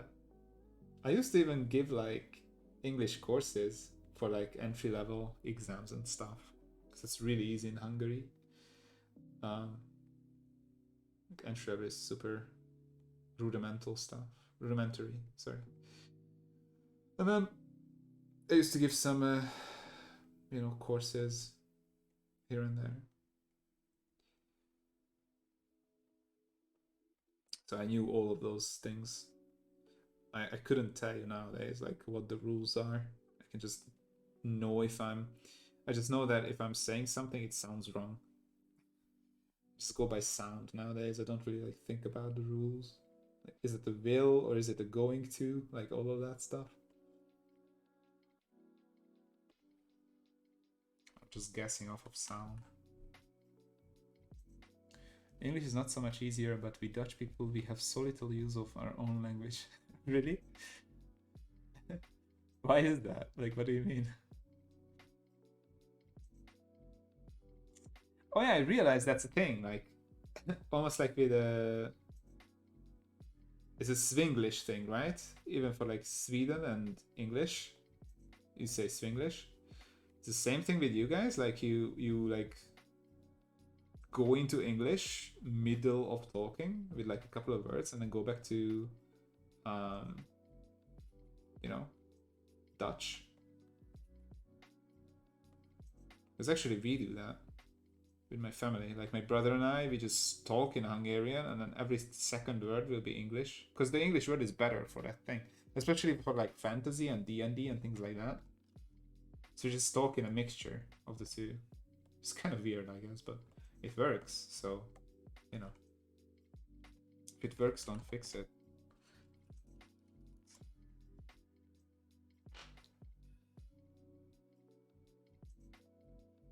Netherlands, half of Belgium, Netherlands, Antilles, South Africa. Yeah. Oh, really? Oh, because it was a Dutch. What you call it? What's the word for it? Like it was occupied by the Dutch. Manglish it's called? Really? Oh, it's cringy. Like, colony, that's the one, thank you. Yes. I mean, yeah, it can be cringy, I guess, in Hungarian too. I guess, but I'm just so used to it now, I don't even realize. Uh, like, I have to pay attention if I'm, like, with people who don't do that stuff. For me not to start talking that way.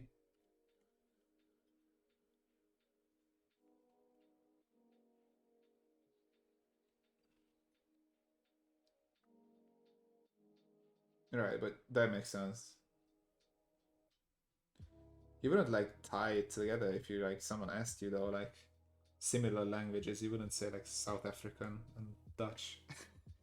It just, it wouldn't occur to you, I don't think. But yeah, of course, it makes perfect sense.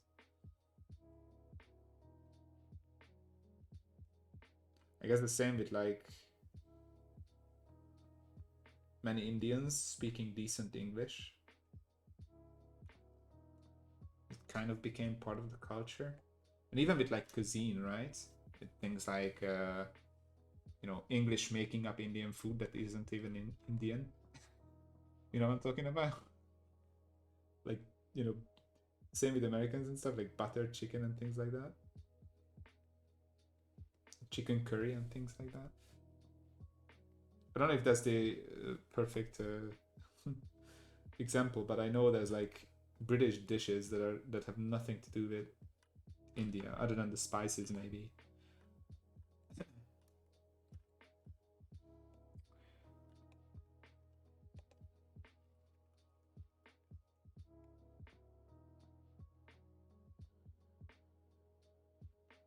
Let's just darken these windows.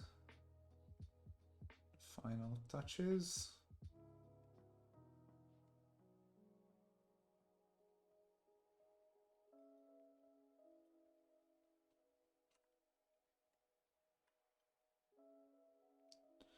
Okay, I think we're done. What do you think, guys?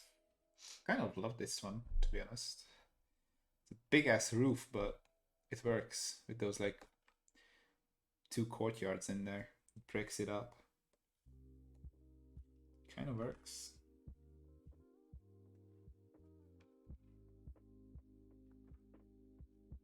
Soccer trainer? Okay, I will.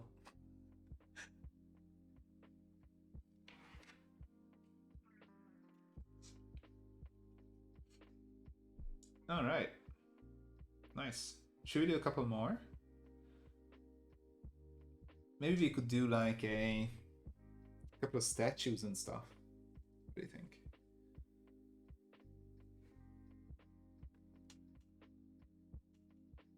Maybe some statues or some rows of columns. There are just columns in some spots with like nothing above, like the edges of roads and stuff. You could do something like that. Could maybe draw some ruins, but those gonna be bigger stuff.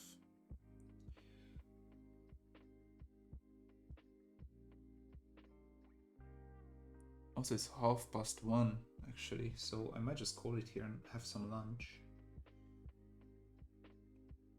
Good progress. So, how long have we been streaming? 3 hours 40. Alright. So, house per hour. That's fine. I talked a lot too.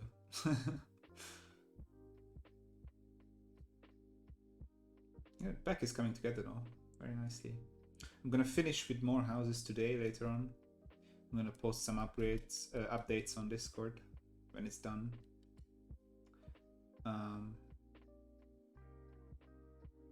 And then I'm gonna add some like clutter, like boxes, stalls, and drapes and things like that. Valves, carts. And then I'm gonna also do some pads with some aqueducts and things of that nature. some column rows. Yeah, that's it.